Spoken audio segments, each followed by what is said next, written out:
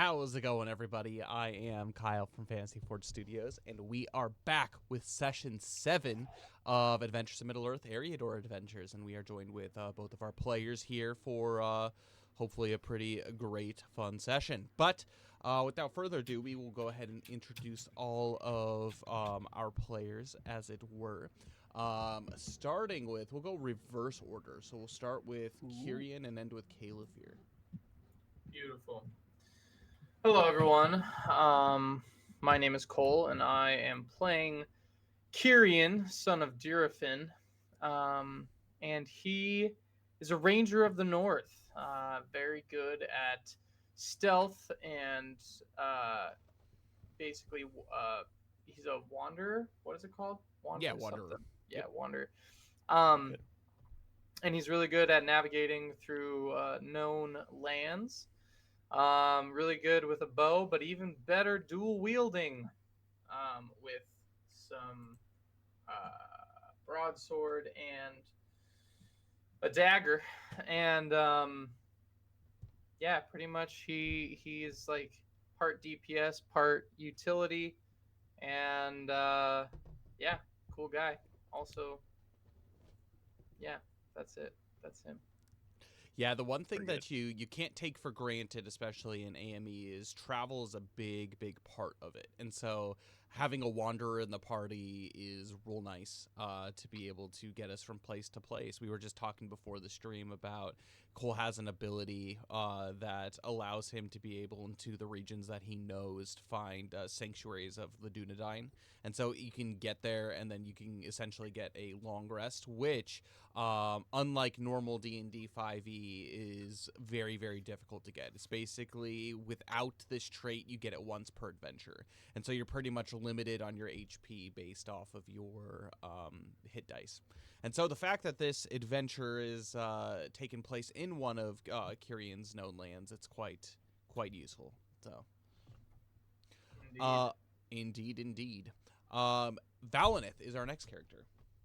Hello, everyone. My name is Dane, or Forge here at Fantasy Forge Studios, and I play the character Valineth, son of Morbeth. He is a Rivendell elf. He is 778 years old, so kind of a spring chicken as far as an elf goes, but still very old compared to everyone else. He's a scholar, so he uses a bow mainly for attacking. He also uses a dagger. Who knows? I may even dabble a little bit in some sword play in the future, but as of now, he just uses really mainly a bow, and he's got a pretty sweet one at that. He's got his father's bow.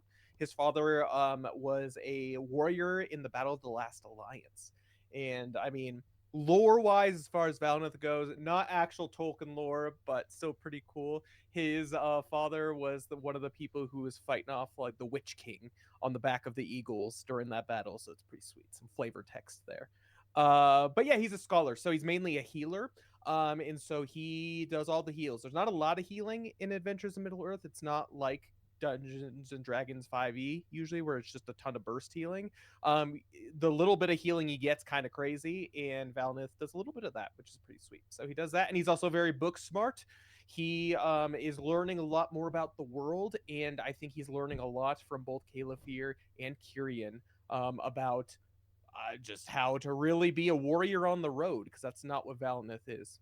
Increasingly becoming so, but he's not that. So it's been pretty good. It's been pretty good. That's Valineth.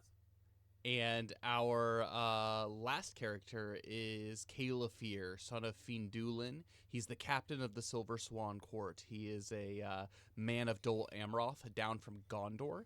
And events washed him ashore in Eriador, and now he is, with the help of both Valineth and Kyrian, hunting down Captain Mormog for to help save his armor bearer Frothian, and also the diplomat, the emissary that came with him from Gondor, Arfanath. And so he is quite determined. He is a man of war, particularly a man of the battlefield and leading many troops. And so the fact that he's in a party of consisting of 3 people is quite different from what he is as far as like tactics wise of what he's used to doing. And he got brutal but beat up pretty badly last session by a troll. So That's his job. He's the tank of the party. He throws himself in danger and he gets battered and chomped and all the fun stuff. So that's it. I am Kyle.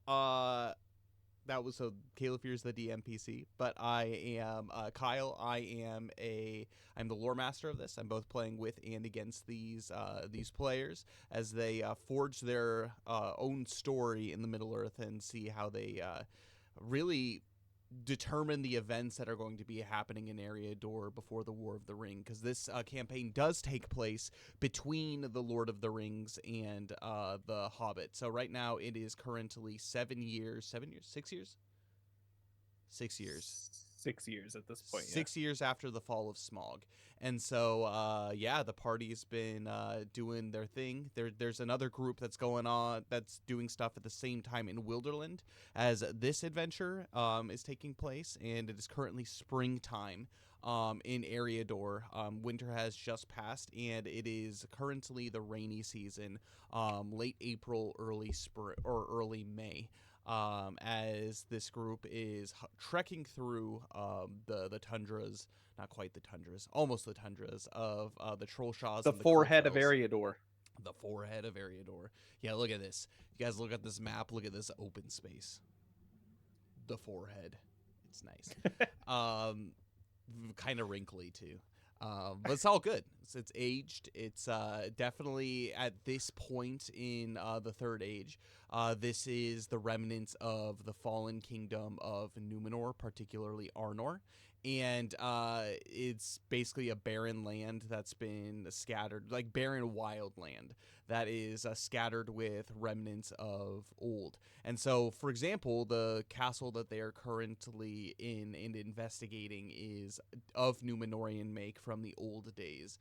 And it's kind of a broken, harsh land that not a lot's been going on, just a lot of wild stuff, but there are plots in the process, and so we shall see what's going on. But a little bit of recap about the adventure so far. So all three of these adventurers, they happen to meet fighting off orcs, essentially saving Calefear's life.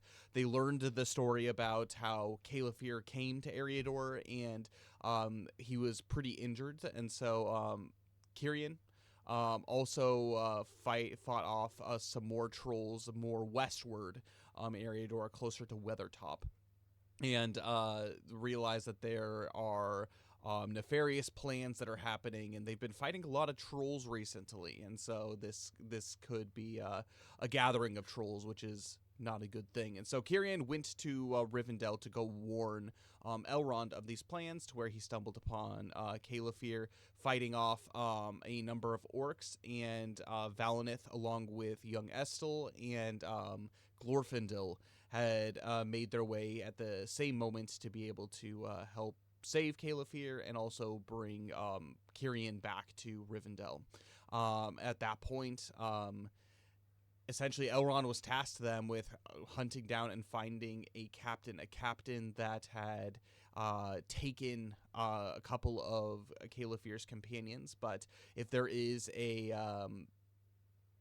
evil creature that was speaking the Mordor Black speech, Elrond wants to know about it, and so he's sending them out to go not only save Calefear's companions, but also to scout out and see what the plans are of this Captain Mormog. And so there were a couple places that, with Kyrian's Dunedain knowledge, that they went to go look within the Trollshaws and Coldfells.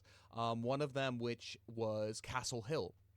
And so upon investigating that place, they realized that there was a troll who had taken up residence, a stone troll by the name of Rhine. She declared herself queen of Castle Hill not too long ago. And pretty recently, there have been large drag marks of what looks to be a caravan of goods that have been brought into Castle Hill, as it were. And so Kyrian, Calefear, and Valinith explored and looked around, found this troll, tricked her into coming out into the open, and using one of the ballistas from ages past, was able to push her into the last amount of sunlight that was present within the day. And as she was pushed, she turned completely to stone. And with that, a key fell off of her neck, and a key that unlocked one of the few locked doors inside the keep. And they discovered, to their surprise, an elf woman was chained to the wall inside, and that is where I'm going to go ahead and turn it over. I believe at this point, Valineth is currently with Calefir healing, and Kyrian has gone inside the keep since he's already explored the keep, unlocking doors and that kind of stuff. And So will Calefir at this point? I think we discussed it a little bit before, but will we be taking a short rest here in the castle fort and doing a little bit of exploration? Is that what we decided? kind of. And I mean, you guys can still talk about it, but essentially, I remember Kyrian was very curious about the door, and so with that key, he went in really quickly to see. But you can have conversations outside of that to be like, you can rest here, as long as you know for sure the place is cleared and whatnot.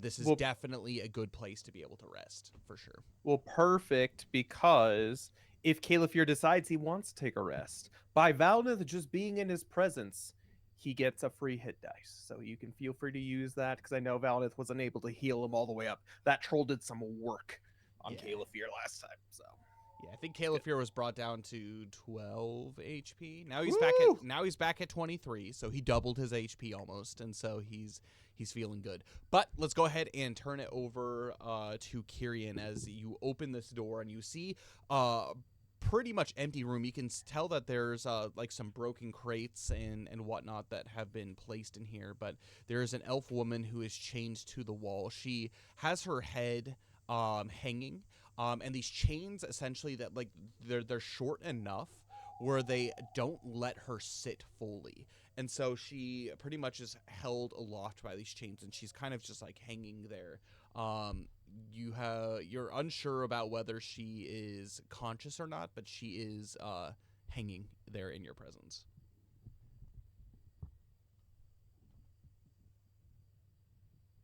can't hear you, Cole. I can't hear him. Can you hear him? No, I can't. No. I forgot to unmute myself. Sorry. I was taking notes from the last couple sessions and then forgot to unmute myself. It's all good. Calefir and Valineth wouldn't have been able to hear you anyway, so it worked out. True that. I'm gonna go check to see if she's breathing and check for a pulse. Mm-hmm. As you approach, I'm gonna have you make a medicines check for me. Oh boy. Okay, that's not horrible. Oh, 5. So 5. It's hard to tell. One of the things that you do notice is she is alive, but she seems quite emaciated. From just the general looks about it, she's been here for a while, but you can't pinpoint how long. She has cuts all over her body. She looks pretty bruised and beaten, as if she was in a fight. Clearly. Okay. I'm gonna peek around the corner and just say, "We have an elf who is prisoner in here. I could use some help when you are done taking care of Caleb here, I suppose." Valineth will hear that and just be like, Calefir, you're good, right? I'll be right back. He, before even answering, Valineth is off, and Calefir's just like, it's fine, it's fine. And at this point, you've already like removed his breastplate, and he's sitting down, and he basically has taken a small hammer out of his bag, and he started trying to like hammer his plate back into place after that wicked bite that he received from Ryan earlier. Forgot about that. Yeah, he got freaking bit. But Valineth, you go running into the halls, and Valineth, as you do so, the smell is overwhelming. Not only it's a mixture of what feels like rotting flesh, but also like just feces. This place is nasty, nasty. I'm gonna have you make a wisdom saving throw for me. Oh God, Kyrian, What is this place? Oh yeah, cover your mouth. It's already in. Wisdom saving throw. Wisdom save. Yep. Oof. Is that a saving throw? It's a saving throw. Hold up. Yeah, that's an 8. An 8. You gain 1 point of shadow. Ah, no! It's my first point of shadow I've gained. Oh, Sorry. This place is terrible. Yeah, it's I pretty hate bad. this. It's pretty bad. So one of the things that you notice as you make your way through the hallway before turning left, kind of up the corridor, is there is a blood spattered all over here. You're unsure if it's a troll making its markings or if just Ryan was just that filthy of a troll. But this is beyond anything that you have seen on your adventures. It's quite disgusting. Kyrian, I don't know how you could be so brave in here. This is truly quite something. Indeed. Anyways. Well, there's an elf who needs our help, so get over yourself and get in there. Oh, okay, I'll have to get over it. He goes in and sees the elf, and he's like, "Egats, an elf!" And he goes and checks her out. Valineth, I'm going to have you make a traditions check for me. Traditions. Okay. Tradition. 16. 16. This elf looks to be of your kindred. However, her clothing tells you otherwise. Typically when elves, even ones from Rivendell that are out traveling abroad, like your father was one of those elves that would like venture and do scouting parties and whatnot, and he always still had like fine robes and everything adorned like the traditional garb of Rivendell. This elf is wearing elven clothing, but it is the colors are quite muted. It's almost kind of like this like dark stone gray with basically some green underrobes that fall around. But you're unfamiliar actually with these markings and this clothing style as you approach her. Valineth takes note and checks her out and sees that she is still alive, but she's pretty rough, right? Yeah, make a medicine check for me. Kyrian is gonna try to see if like her shackles.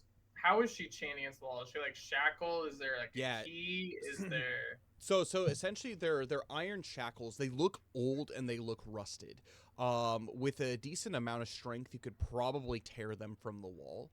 These are clearly not original though to the fixtures here. They look roughly like they've been nailed in, and with some effort you could probably remove them. But as far as like shackles around the wrists, it looks like that there should be a key for these. Much smaller key than what you found to unlock this door. That's a dirty 20, by the way, for medicine. She is emaciated, but beyond that, she looks like she has been here for probably close to 2 or 3 weeks. She looks like she's maybe had 1-ish meal within that time, and her face is completely sunken in, and you can see the bones. Like as you lift her face, there's a shallow like a bit of breathing, but she is like beyond the point of exhaustion. Elves don't sleep, but she seems to be just barely conscious, almost conscious as if she is in a sleep. And she's not reactive to the things that you are doing or like as you're examining her wounds and everything. She's not actively bleeding, but you can tell that she like has some scabbed up wounds. Like the wounds that she has, they're gonna scar. Essentially. Okay. Valineth turns to Kieran and says, she's in pretty rough state, especially for an elf. I've never seen an elf in quite this. She's been here, seems to be 2 or 3 weeks based off of how she is hanging here. We need to get her down instantly. So, indeed. Would you like to help me? Neither of us are very yes, strong. Of course. So Valnith is going to look to see, first and foremost, seeing that there's keys, to see if there's any Yeah. keys like Can hanging I on the check wall the or anything. keys that I have? Yeah, Oh yeah, absolutely. I Is forgot there a you got key a king of on keys. there that fits? Yeah, there were two keys. Remember, one of Yeah. them was used to unlock the door. The second one looks smaller, but as you try to fit it into the shackles, it does not unlock the chains. Okay. I think we're gonna have to brute force this. What do you think? Yeah, I think I just don't want her to get cut by the rusted metal. I think we should try to rip these out of the wall first, get her down, and then maybe Deal with search it the later. troll and see if there's a Mhm. key somewhere. Yeah. I guess we'll start trying to find a weak point to yank out the chain. Is there like something we could improvise to like have a lever or like get some sort of Get some leverage leverage. to Yeah, there's plenty of like broken like wood and whatnot that's around here. I would say without even a check, you could probably scrounge something up to be Okay. able to get like advantage on your check. And if that's the case, I'm gonna have both of you roll separate checks. But both they're gonna be with advantage. And so this is gonna be athletics. of course. What we're both bad at. It's all good. Well, Oh, I don't it's even need to alright. roll again. I got a nat 20. I got a nat 20 as well. Hey. Hey. In the heat of the moment, as you're desperately trying to free this elf, you're able to essentially grab some wood pieces, and you're able to kind of leverage it like between kind of the small gap that has been again, these shackles are roughly hewn into the wall, and it actually takes very little effort as they eventually do break and pop off the wall. As she falls forward, the two of you are able to catch her and sit her down and lean her. And as she does, and her head leans back, she opens her eyes just barely, and you could tell that her eyes are like almost kind of distant, staring off into the distance, but they're slightly towards looking towards Valinith. As she just kind of like takes in, and she says,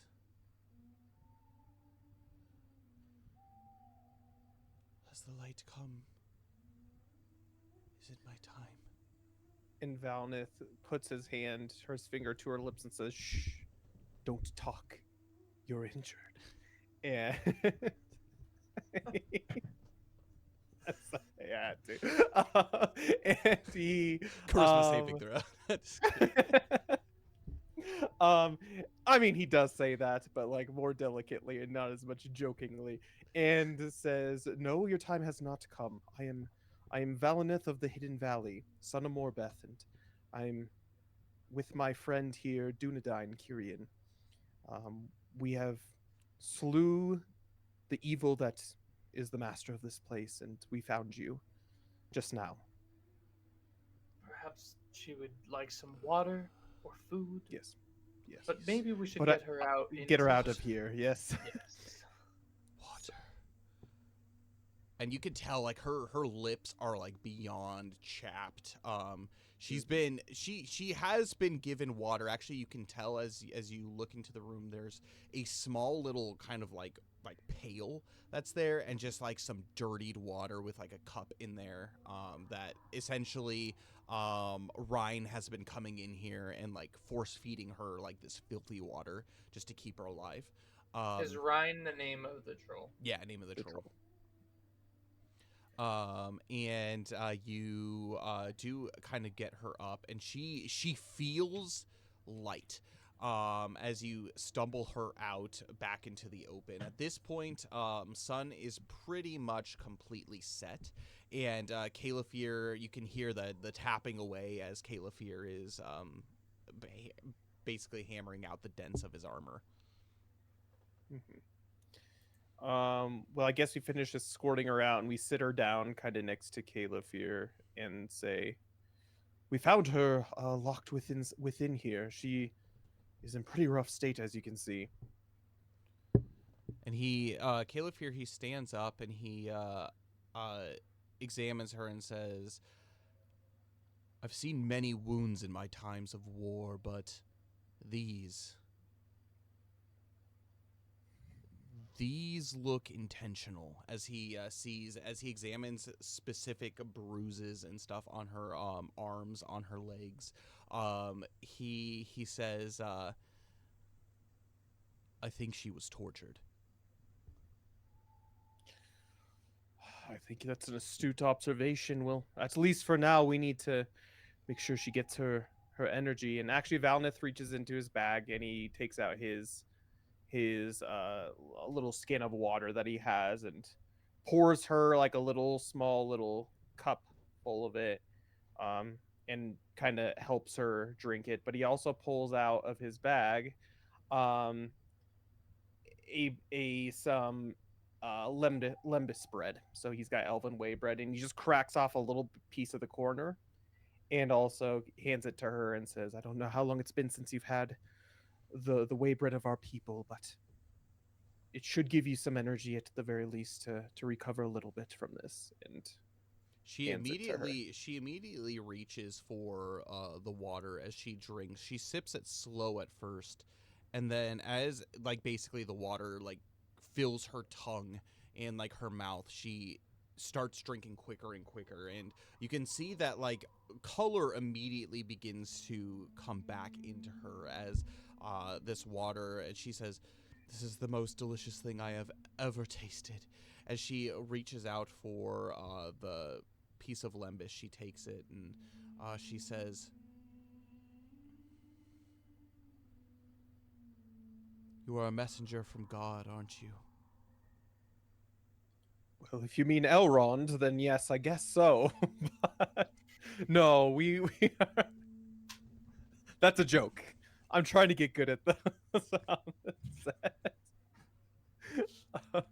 She takes it and she puts the whole thing in her mouth, and as she begins to chew, she reaches out for some more water, and as she basically swishes it around in her mouth and she swallows, you can tell that there's like this relief that immediately settles on her. So what are the effects of lembas again, if you could read that? They're pretty good. It's pretty strong. So basically, Rapton leaves one cake of lemnis, removes 1d3 levels of exhaustion, and restores 1d6 hit points per level of creature consuming it.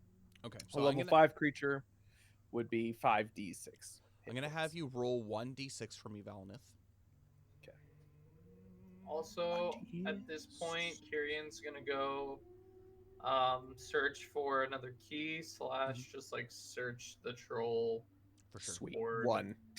One. It's a corner. It makes sense. It's Yeah, one. she recovers from 1 point of exhaustion, and then if you will go ahead and roll the hit points as well for me, Valnith, for this elf. Kirian, so the first place that you go to look, is it the troll or the troll horde? Because you're outside, like the yeah, four of you I are guess the outside now. troll first, but I assume everything on its person is stone now.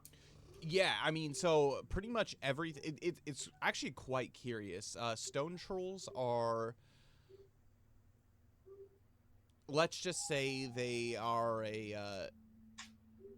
very much like you could tell that they were created as abominations. And as you examine this creature, you can tell that the clothing that she has on her, it has not been turned to stone, but everything underneath and like her fleshy bits have all pretty much become stone. I'm gonna have you make an investigation check for me. It's 2 HP. Rolling hot today.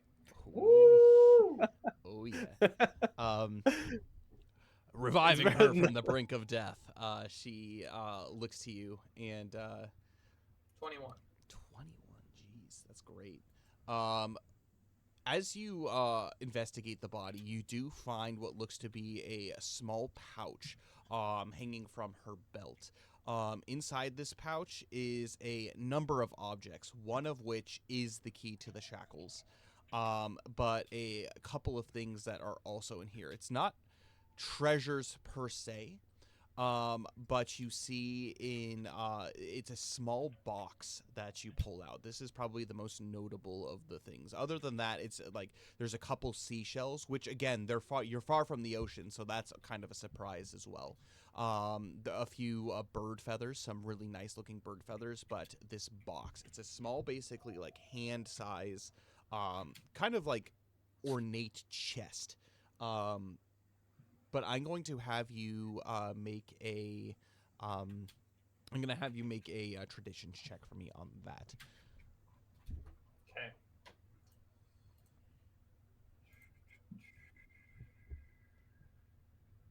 10. 10. This definitely looks mannish in make. As you examine kind of like the wood carving, like the engraving filigree of it, you can very barely make out what looks to be a like the outline of buildings, and then up kind of on the top of the chest you see basically the etchings and carvings of a dragon on top of it. Fascinating. Great. I will go back and unshackle her. I'll take the The off. shackles fall from her wrists, and they are in her wrists are in quite rough shape. There's no way that these are going to heal. They have been basically rubbed through down to the bone for the most part, but it's like been replaced with scar tissue, and yeah, these are clear, almost kind of like slave marks that she has on her wrists. She was not chained at the ankles; it was just her wrists as she was hanging. But she doesn't even wince in pain as you do so. You can tell that there's a little bit of relief on her face as she still sits along the side of the stables. She looks up to the three of you, and she asks, "Why are you here? I've been here for weeks. There's been no one. Nobody knew of my mission. How did you know where to find me?" Well, we were in fact looking for someone else, and fate would have it that we found you instead. Thank you. And she looks to you, Kyrian, and she says, My name is Gondril, of the people of Finrod." She gulps, and like you can tell that she's almost like for the first time beginning to like find her voice and recover, almost as if she has done nothing but like shriek or shout. Like her voice seems raspy, as if just like she's been terrorized by screams. And she says, I serve under the elves of Gildor. We're a wandering people, descendants of the Noldor.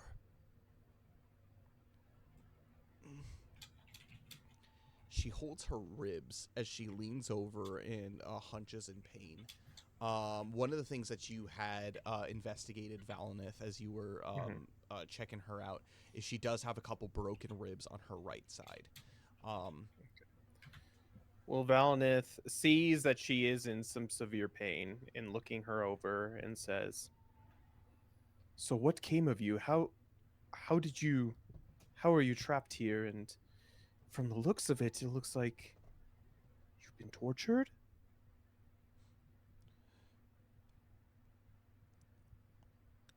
I've lived many, many long years here at Middle-earth.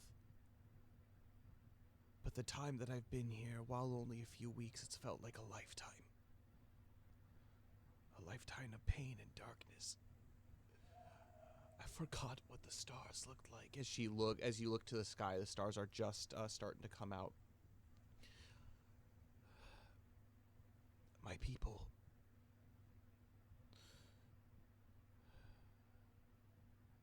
Let's just say we're an exiled people. We wander about Eriador. And she looks to you specifically, Kyrian. While mostly we stay hidden, we keep to ourselves. The old forest is where we find our home. But from time to time, we do work with your people. Dunedain, if I'm not mistaken. Well, you see, Tyrion nods.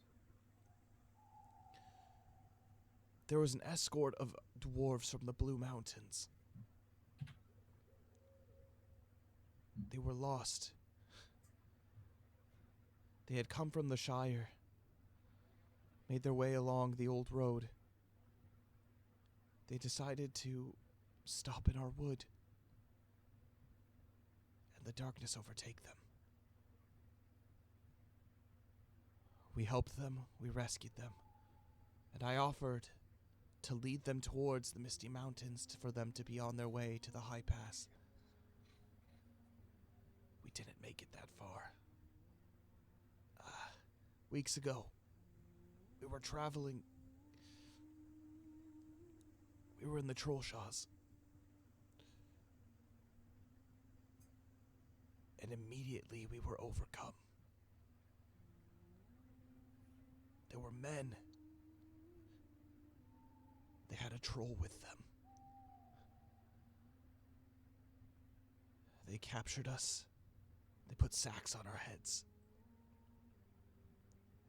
And I heard them talking.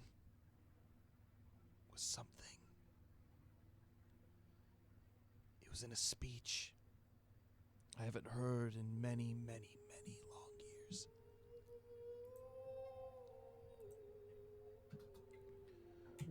Immediately we were taken.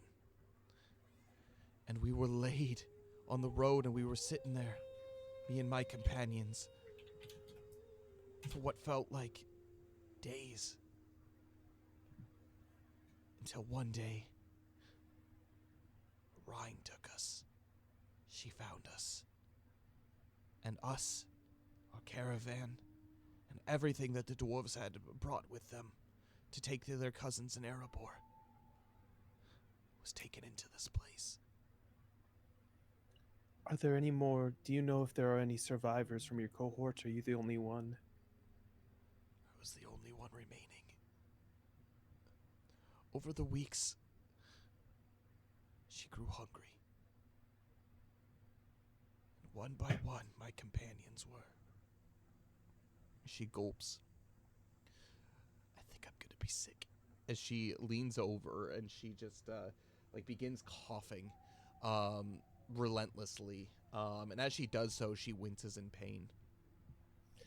As this is happening, Valinith is going to try to stabilize her a little bit, and he's going to use his Hands of a Healer feat on her as she continues to talk, and he'll tell her, just hold still. I'm a healer from the house of Rivendell. At the very least, I can heal you up enough to get you shipshape back to what it is.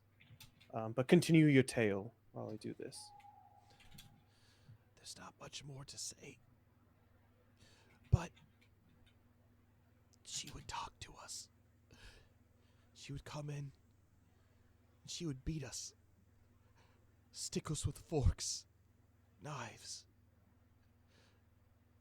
Not enough to bleed us out. But she enjoyed watching us in pain.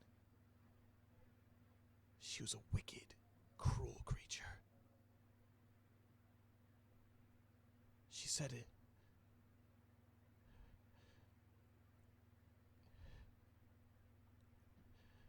She said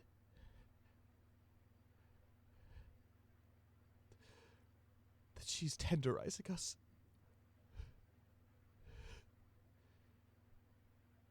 She said we were of no use to her, to anyone, or the captain's plans.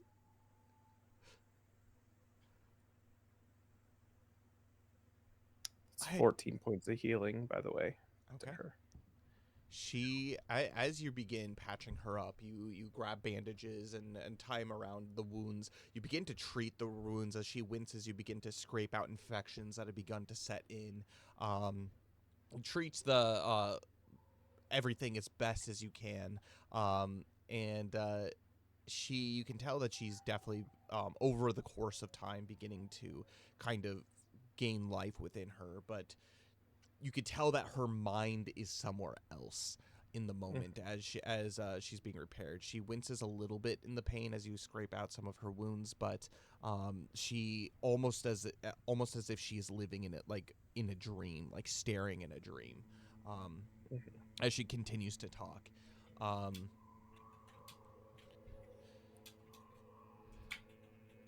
was the captain's name? Did she mention? She only referred to him as Captain. But I have a hunch. It was the hideous creature that I heard in those days in the Trollshaws.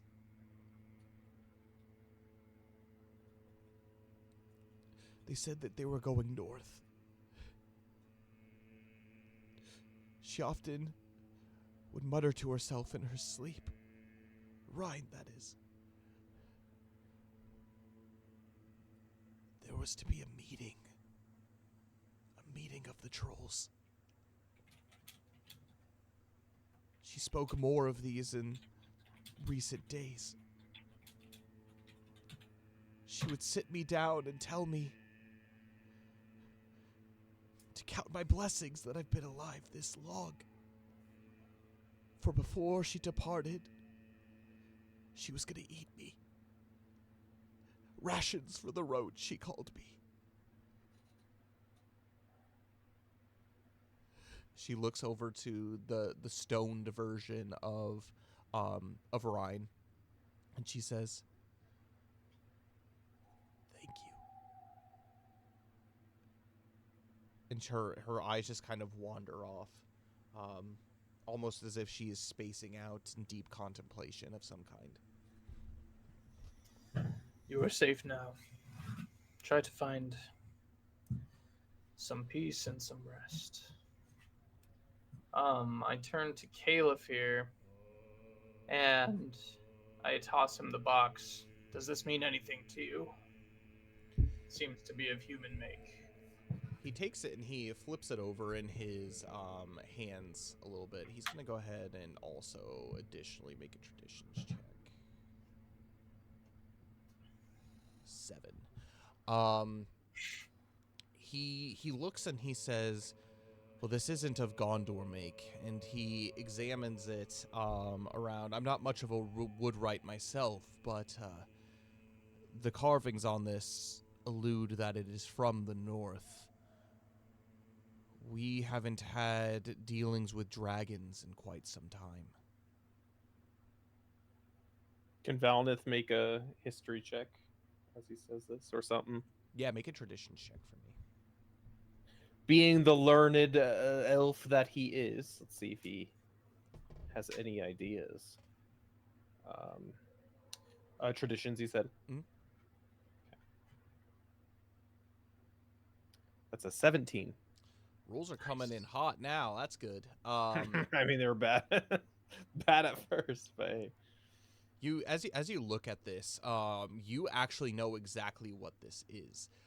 This is a toy, but it is a. It looks quite old, almost as if it had been brought back from the east. This looks to be from Lake Town. It is this is the dragon on that is clearly a carving of the dragon Smog. Valnith kind of reminisces about that as he sees that. He's like, what could that be doing all the way over here? It's not like the men of Lake Town as of late, or at all, as far as I know, have had any dealings with anything in Eriador. They pretty much stayed Wilderland. Is it possible it was on one of the blue dwarves that It's were very part of the possible. caravan? Did you find anything else, Kyrian, while you were in there? I know you were mainly just checking to see if there are any survivors or anything. But is there anything Well, of interest? There's still some exploring to be had. If you would like to join me, you may, or I can go it alone. It is abysmal in there. I have experienced it already, as far as I know. I think I'm more mentally prepared for it this time, and I've done all I can for. I'm sorry. What is your name again? Are you talking to the elf? Oh, Gondril. Gon- Gondril. Gon- Gondrill. Gondrill. Gondril. She snaps out of Stay. it as she looks back to you. Stay with our friend, Caliph here while he recovers as well. He had some tough goings with that troll as well. However, he should be here to protect you, and he's a very honorable man. So maybe you can learn a thing or two from him, pick his brain about anything. But Kieran and I are going to go investigate and see what other clues we can find. And Caliph, perhaps make sure the gate is closed and just secure the perimeter. Indeed, I will do so. And he talks to her a little bit, and he gives her a few soothing words, basically like just platitudes, like "You've done well. You're so strong. You were able to survive this long. It's quite impressive." Things like that. But then he does leave eventually, and he gives her basically his cloak.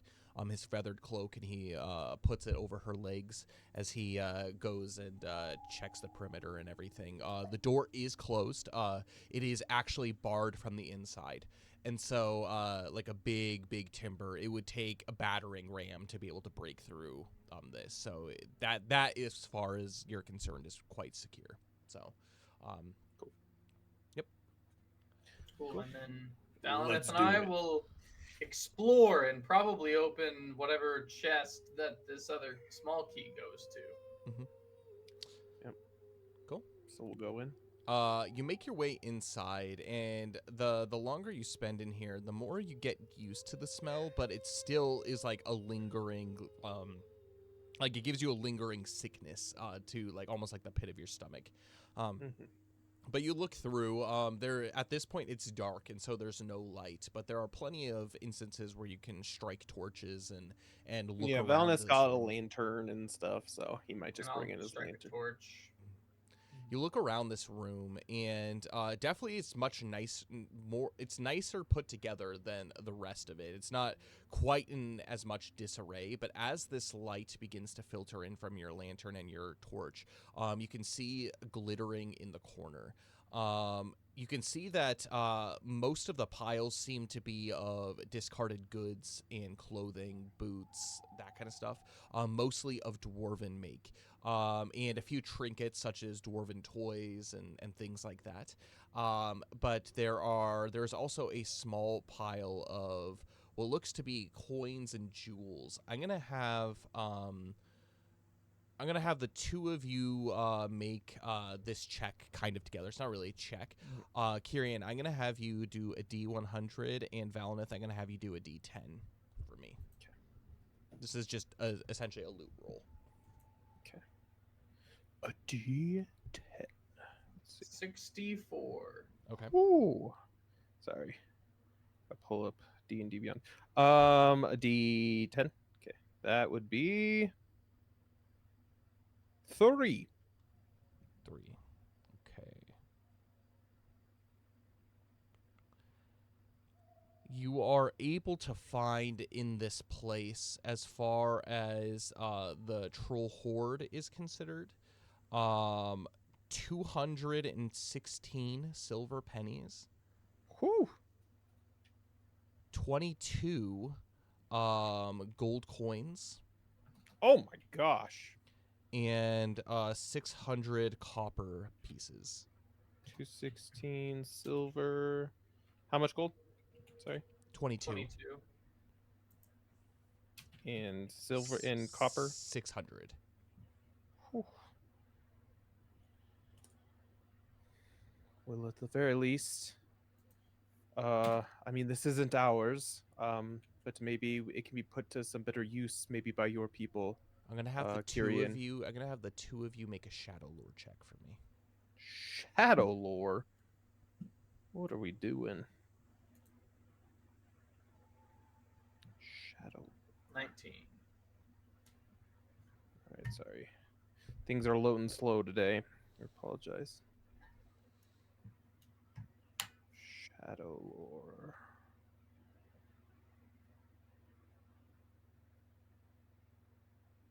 It's a 9. So Valinith, as you look around, you see that the one thing about growing up in Rivendell is like treasures don't seem to be as impressive to you as perhaps they would be to other creatures, particularly dwarves or thieves or whatnot. Kyrian, however, you being in Eriador and just being out amongst these ruined castles and keeps and everything, and all the troll hordes, you as part of the Dunedain, one thing that's always kind of settling in the back of your mind is this awareness of potential shadow. A lot of the times, this treasure has either been pillaged or looted from places, but a lot of it comes from back in the days during the Wars of Angmar at the beginning of the Third Age. And the Witch King has actually corrupted much of the treasures within Eriador. Ones that have been buried in the Downs, ones that have been put in troll holes and whatnot. These coins and gems and jewels per se, while they do lead to riches, they also can oftentimes carry curses. Can Valinith sense any of that? Because he's got his shadow thing that he can sense. Your shadow thing's pinging all over the place in here. Okay. Valinith tells Kyrian that. He's like, I mean, it's obviously not our treasure, and I don't know where this came from. Do you think this is from the dwarves, or do you think this is from years of collection, Kyrian? Well, I think probably some of it is from the dwarf caravan, as they were on a journey to Lake Town, or their brethren over Erebor. whatever it's called, Erebor. Thank you. Mm. Thanks, Kayla, for your. You're welcome. But I mean, most troll hordes, especially in the Barrow Downs, typically have some sort of curse or shadow amongst it. Can I tell if from a 19 if this is? It is. The majority of this is cursed. In fact, as you look without touching it, as you look at the coins, many of these coins were actually minted from Angmar. Ah. Yes, and as you can probably see here, most of this was minted in Angmar. So I would say a good majority of this is cursed. And unfortunately, in my time, in my few years of travel that I have seen some become corrupted by the power of treasure. I'm not one of those who cares much for it myself. I typically don't even carry much of it on myself, but I would hate for anyone to come upon this, any sad soul to come upon this, and not know what's to become of it. So I think when we maybe stop by your people and relay the news, let them know that there is this cursed treasure here, so that they can be properly disposed of. Obviously, we're not in the place where we can do anything with it. Is there anything that we've seen that isn't like cursed, or like any clues that will lead us to anything that we can explore? Yep, one of the corners of the room, you can tell the majority of that stuff looks to be newer from the caravan. The coins aren't as shiny per se in this corner, but almost it's interesting because Kyrian, one of the ways that you were able to tell that this treasure was tainted and it was cursed is it looks more brilliant than regular treasure, almost as if like it like draws you in order to grab it. However, this other treasure in the corner of the room looks to be relatively new and untouched by curses. This is most likely going to be the treasure from the Dwarven Hold. And with that being the case, I'm going to have you repeat your treasure hoard roll. So the D Shadow Lore. No, the okay. D100 for Kyrian, and then the D10 for Valinith. 45. 1. I don't know if Nice. that's good or bad. The chest, so there's a large chest that's in the middle of this, and it actually clearly has the sigil of the Blue Mountains on it. The key that you have on the key ring does fit this. This is a dwarven key, kind of similar to like the key that's used to get into Erebor. Kind of similar shape, but more tonged. You slide it in, you're able to click it open, and inside. You see something of actually quite it's quite interesting. This is a dwarven hauberk. It is essentially in, I guess, AME, it's like heavy armor. It's like the equivalent to like the heaviest armor, like plate armor. But it is dwarven size, and it actually is made out of what looks to be actually, I'm gonna have the two of you make traditions checks for me. Or tradition or investigation. Tradition it is. Pretty sure mine 10. is the same. Oh, no, investigation's better. 23. 10. Yeah, there's no mistake that this is dwarven mail. If anything, you can tell that it's been crafted to fit some kind of, you don't know if it's a gift for royalty, a gift for a lord, perhaps it's a gift for Dane Ironfoot. You're unsure, but it is a very fine craft. Valinith, as you look at it, it is not mithril of make, but it is a very, very rare steel, very finely put together. This wouldn't fit either of you. This would only fit a dwarf, but it is very valuable. This is something that if sold in markets, even if you went down to Tharbad to sell it, and Kyrian, you would probably know this. If you went to Tharbad to sell this, this would probably rake you in somewhere in the ballpark of close to 1,000 silver pennies, specifically just for this. This is the treasure above all treasures that would come out of this hoard. However, as you investigate Valinith, you do find that inside of it there is what looks to be a note attached to it. This note is in dwarven runes, and so if you can read dwarven runes, you're unsure. Can I read dwarven runes? I can read Quenya, Sindarin, and Westron. So you cannot read dwarven runes. Oh, alas. There is a note. It's okay. I apparently can't read. Mine just says none. No languages. I know that's not true. Don't worry. Don't worry. Else, I think I think because it's the languages are because Caliph also says none too for his languages, and he definitely knows languages. I feel like that's a D&D Beyond thing. I know. Yeah. So maybe we can later type those into the sheets. I'll have to look into that. Yeah. But yeah, probably Kyrian and Caliph here wouldn't know dwarven runes either. If anything, dwarven runes are actually very specific to the dwarven tongue, and they're very secretive over who knows them. And so the only people in Middle Earth that would even be able to translate such things would be like either a dwarf or the most esteemed scholars, which would put Elrond. you in Elrond, or like someone of kind of Gandalf. similar ilk, Gandalf, Saruman, like the people who actually are like the scholars of the world. They would. What know about them. Radagast? Would he know that?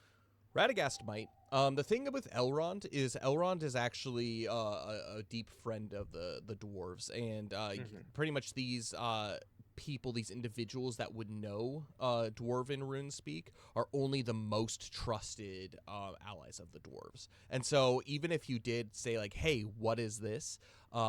Chances of them helping you learn and teach, helping you learn the language is going to be minimal because of their friendship with the dwarves. They would be able to translate it for you, but they wouldn't be able to teach you how to speak Dwarven or read Dwarven Makes runes. sense. That's fine.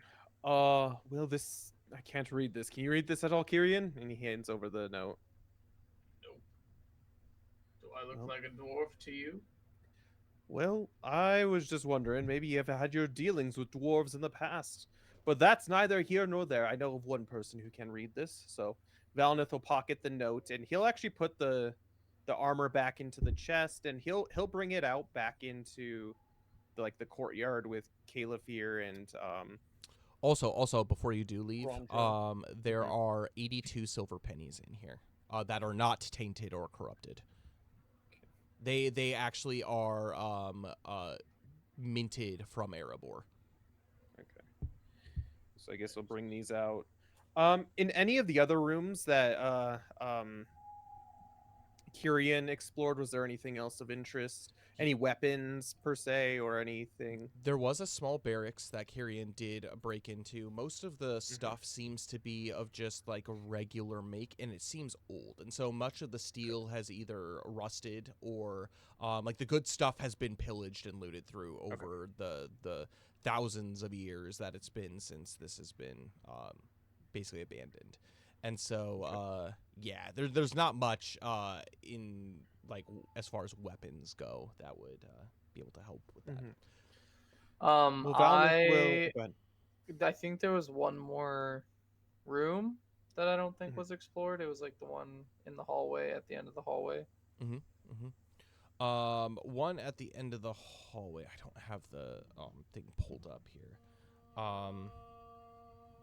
Oh yeah, that's right. Yeah, you can go ahead and take a look in there.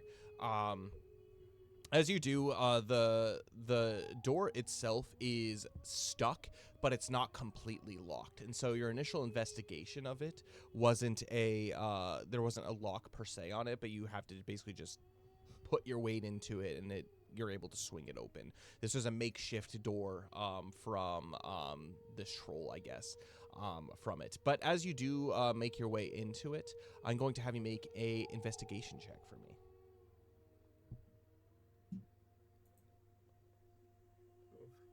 6. This is the kitchen of the troll.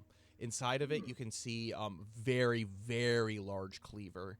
And fortunately, there's no remains or anything of dwarves. The only thing that you would be able to see is some hairs from trimmed beards and whatnot that are scattered throughout. But this looks to be the kitchen's kind of the larder of the troll of Rhine. All right. Oh, good to know. I will go back out. I wish we could burn this place, but I don't think that would be best. Although stone doesn't burn, so I don't know. Maybe we can just report it to your people, Kyrian. It doesn't seem like anyone's coming here anytime soon, but I think maybe your people would know best how to dispose of this cursed treasure. And he actually turns to Gondril in the dwarven chest that we had brought out with the sack of silver pennies and says, "This is what we could recover from your caravan and your cohorts that we had. We can obviously take it with us, and wherever we drop you off, we can leave it with you so that you can either finish your journey or know what you can do with this. What's in this chest is quite valuable, so I wouldn't just want to leave this here and have it potentially be, you know, tampered with or pillaged of sorts. And that place is just completely cursed and evil in there. No one wants anything left in there." Gondrel, she looks at the chest and she says, this was familiar. It was kept under constant supervision by a couple of the dwarf caravan guards. It was always between them. I didn't inquire too much about the dwarves' journey, all except for the fact that they were just going east to meet with their people back in Erebor. But this was something that was quite important to them.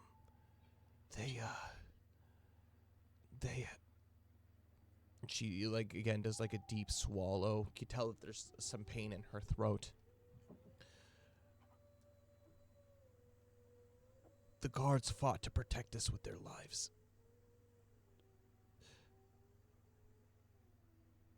As far as riches and treasures, my people have no need for something such as that. I'll be sure to tell them upon my return to stay clear from this place. So, what do you think we should do, Kyrian? Shall we take this back to Rivendell? I mean, we have the note that went along with it. This is true. However, I do think if we were to bring it with us, it would only slow us down at the moment. Should we drop it off with your people then on the way north? If we plan on stopping by there, yes. But if we were planning on going straight north to try to get there as quick as possible. How many days, DM, would it be to take a quick detour to where Kyrian, Well, even if we don't stay or do anything there, how long would it take? It depends on how long you wish to stay at the Dunedain Sanctuary. However, if you pretty much just dropped it off, you'd probably lose about half a day. It's on the way, basically. There's two different paths that you would basically you could take to get to where you're going.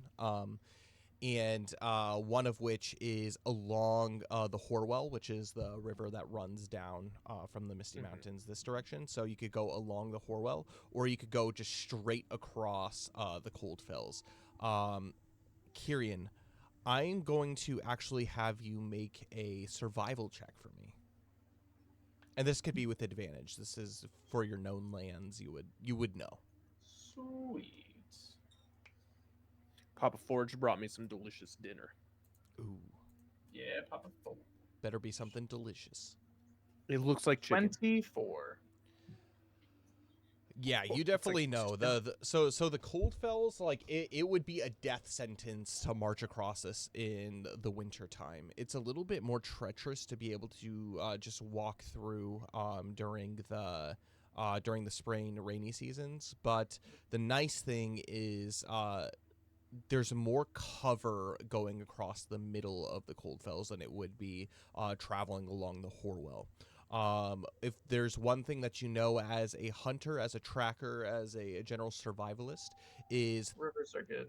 Rivers are good and everything's drawn to rivers. But what that also means is both good and bad creatures do come to rivers. However, if you are just trekking through the middle, you would have a higher stealth chance, per se, to be able to do that. However, the benefit of going along the Horwell is you wouldn't need to keep track of water rationing or anything like that, as you have just direct access to it. I will relay the information.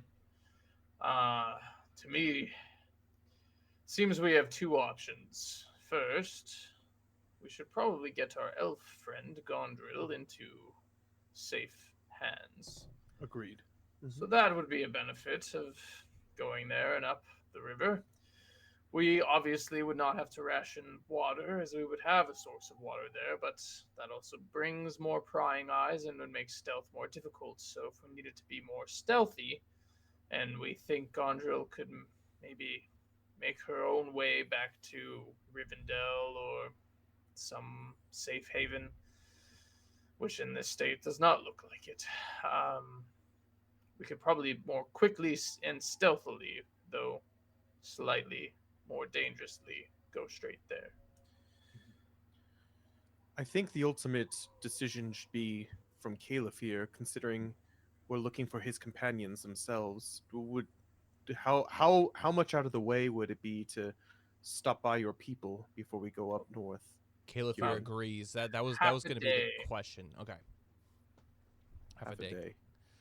Mm. Caliph, he says he kind of looks contemplative. He goes, clearly,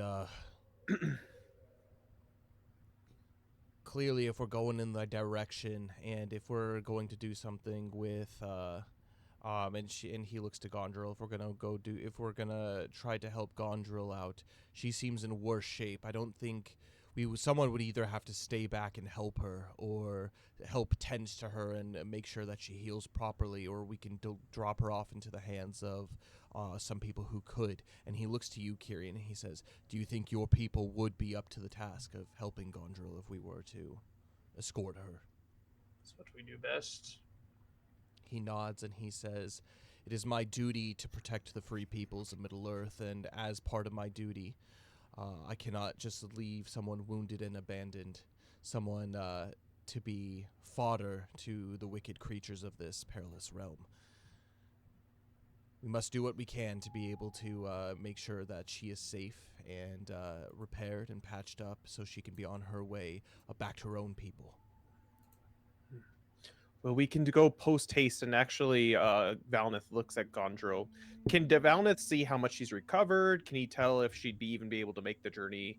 Like, even if she was like even able to walk herself to where we're going, it doesn't seem that far. But again, With your skills, the one thing that people have just always been enamored with at this point. This is something that actually Calafir is very, very praiseworthy of you, of what you've done, is you were able to get her into decent traveling shape, especially if it's only a half-day journey.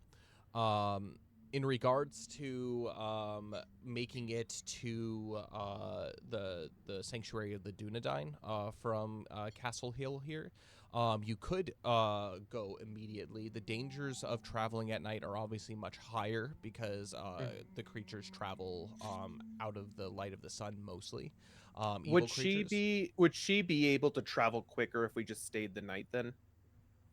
Potentially. In the morning? Potentially. It just gives a little bit more time for actual rest. And the nice thing is Calafir spent the time making sure that this place was safe and fortified. So you would have a very safe night of rest here if you wish to do so. And you could even make a fire, as the walls are high enough where it wouldn't bring any attention. Maybe we should hunker in for tonight then. I don't see a reason why we need to rush getting back to wherever we're going up north. Especially at this time of night, I don't feel like it would be safe for anyone, especially if we're carrying this chest as well as a wounded citizen. Indeed. I think in the morning we should set out at sunrise. We should rest for tonight, heal up, and maybe try to find a cart or something to carry this on, or maybe she could even have a ride, just make it a little easier on us. Yeah, I guess during the night then, since Valnith only needs like what, the 4 hours of sleep and not really having to worry about keeping watch, during that time he'll do his best while everyone else is getting the rest and sleeping to try to scrounge something up so that it would make it like a makeshift cart, or even just a cart that's there that is usable. Okay. If you can find anything. Sounds great. Kyrian, what are you going to be doing for the evening? Just resting? Yeah, I mean, I'll cook some food and rest, pretty much. Yeah, Calafir's going to do that too. He's going to go ahead and he's going to take a short rest, and he's going to spend 1 hit dice to... He's got a free hit dice to use too, if he wants. He's going to spend 2 hit dice to, in that case, to...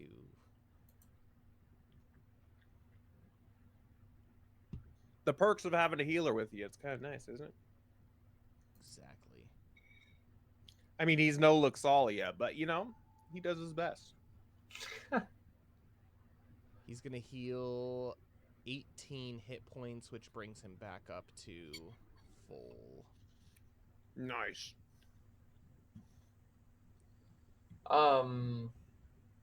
Do we have rations? Yeah, we do. Yeah, and so rations, you can choose to do that. If you had food over a campfire, you could actually cook the ingredients to create kind of like a meal's worth of rations. But yeah, Calafir's just going to have some rations for tonight. Yeah, Valineth will do that as well. And with that, that brings us into the evening's activities. Valineth, you were able to find a few wheels and whatnot to create some kind of hand cart. And Calefear does help you put it together. I'm gonna have you make a wisdom skill check for me. Oh yeah, I'm good at wisdom. Let's see. Just wisdom. At advantage. 23 because at you're stealthing. wow. It's a natural 20, so 23. Oh, okay. So, Yeah, you're like able to slap together a pretty actually usable hand cart. One big enough to be able to put the chest on, and even one big enough that if Gondrel needs rest, you can put that on as you prepare to get ready to make your way for the day. And with that, we're going to take a quick break. I have to go take a bio break, and we will meet back here in about 5-ish minutes if you guys are good. Okay. So, around 55 to around 55, we'll convene back here. All right. sounds good. See you guys then.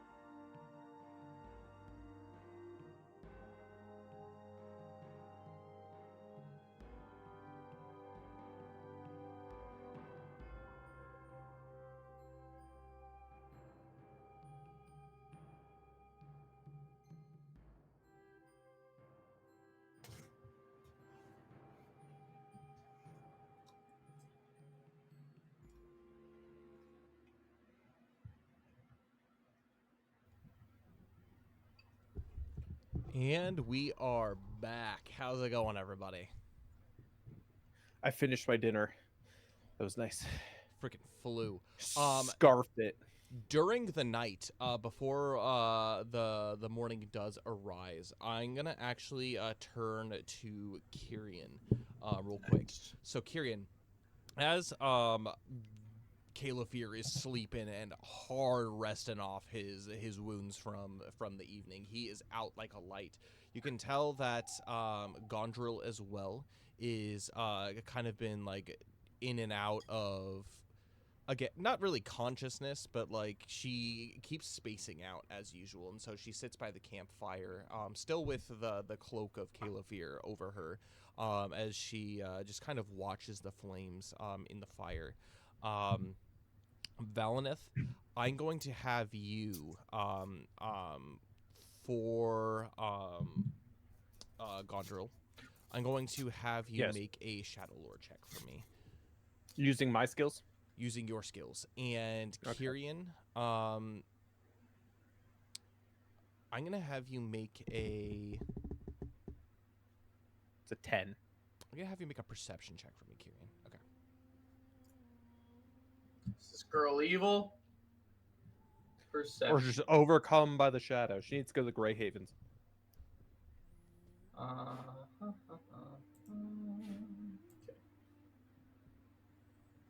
16. So we'll start with Valineth. Valineth, as you look at Gondril, you can tell that she has been definitely marred by shadow.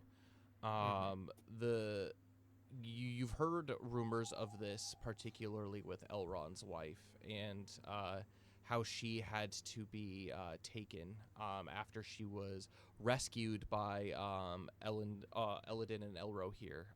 She was taken by orcs and tortured relentlessly, and when she came back to Rivendell, she was never the same. She was almost a husk of herself. However, based off of the tales and from what Elrond has said about such matters, she doesn't look to be that far gone, but she seems to be reflecting upon the things that have happened. She does seem to have been overcome a bit by the tragic events that have taken place. Can Valineth quickly, go to Cole's role, but Valineth kind of wants to sit by her and chat with her a little bit if he gets the chance to do so. Yeah, absolutely. We'll first jump over to. Actually, no. We'll finish this thing off and then we'll jump over to Kyrian. So remember your roll. What was it? 14? 16? What was it? 16. 16. Valineth. Continue. So Valineth's gonna sit next to her, just seeing that she is contemplating and seeing that. It's obviously been a lot that she's been through and struggling, and he'll sit down next to her after kind of taking a little break from creating the little cart, and he says, well, it's clear that you've been through a lot, Gondril, and it seems like, I don't know how old are you, by the way, if you don't mind me asking. She looks to you and she smiles. She said, "This will be my 5,023rd year in Middle Earth." So it's been much longer than I've been alive. I'm yet a baby compared to you, and I can't even imagine what you've gone through in this time. In my short time of being out in the world of Middle Earth, I have also experienced sorrows as well. And I know, being a child of light, the shadowy experience in this world doesn't completely go away, doesn't ever quite stop. In fact, there's been a little bit of it that's marred me too in my time. I don't know how many companions you've lost on your journey and on your way. But it seems like you've lost a lot in the last few days. I call these dwarves companions, but only in as much as I wanted to see them through these wild lands safely. And her voice at this point has recovered. She's been basically you've been treating her, and she's gotten to the point where like you can tell kind of like her sing-songy voice has kind of come back. She says, and that isn't to say that I haven't lost companions in my time, but I've experienced far more light in my days than I have shadow. My people, we dance in the starlight often. It's a gift from elder days. It brings me nostalgia. I was not of the first born, you see, and I understand that it's, well, let's just say our condition doesn't lead us to taking on corruption very easily. If anything, I envy that of dwarves, of men, of halflings. The carefree lives that they live, how they're able to adapt and grow and simply shrug off shadow. It's...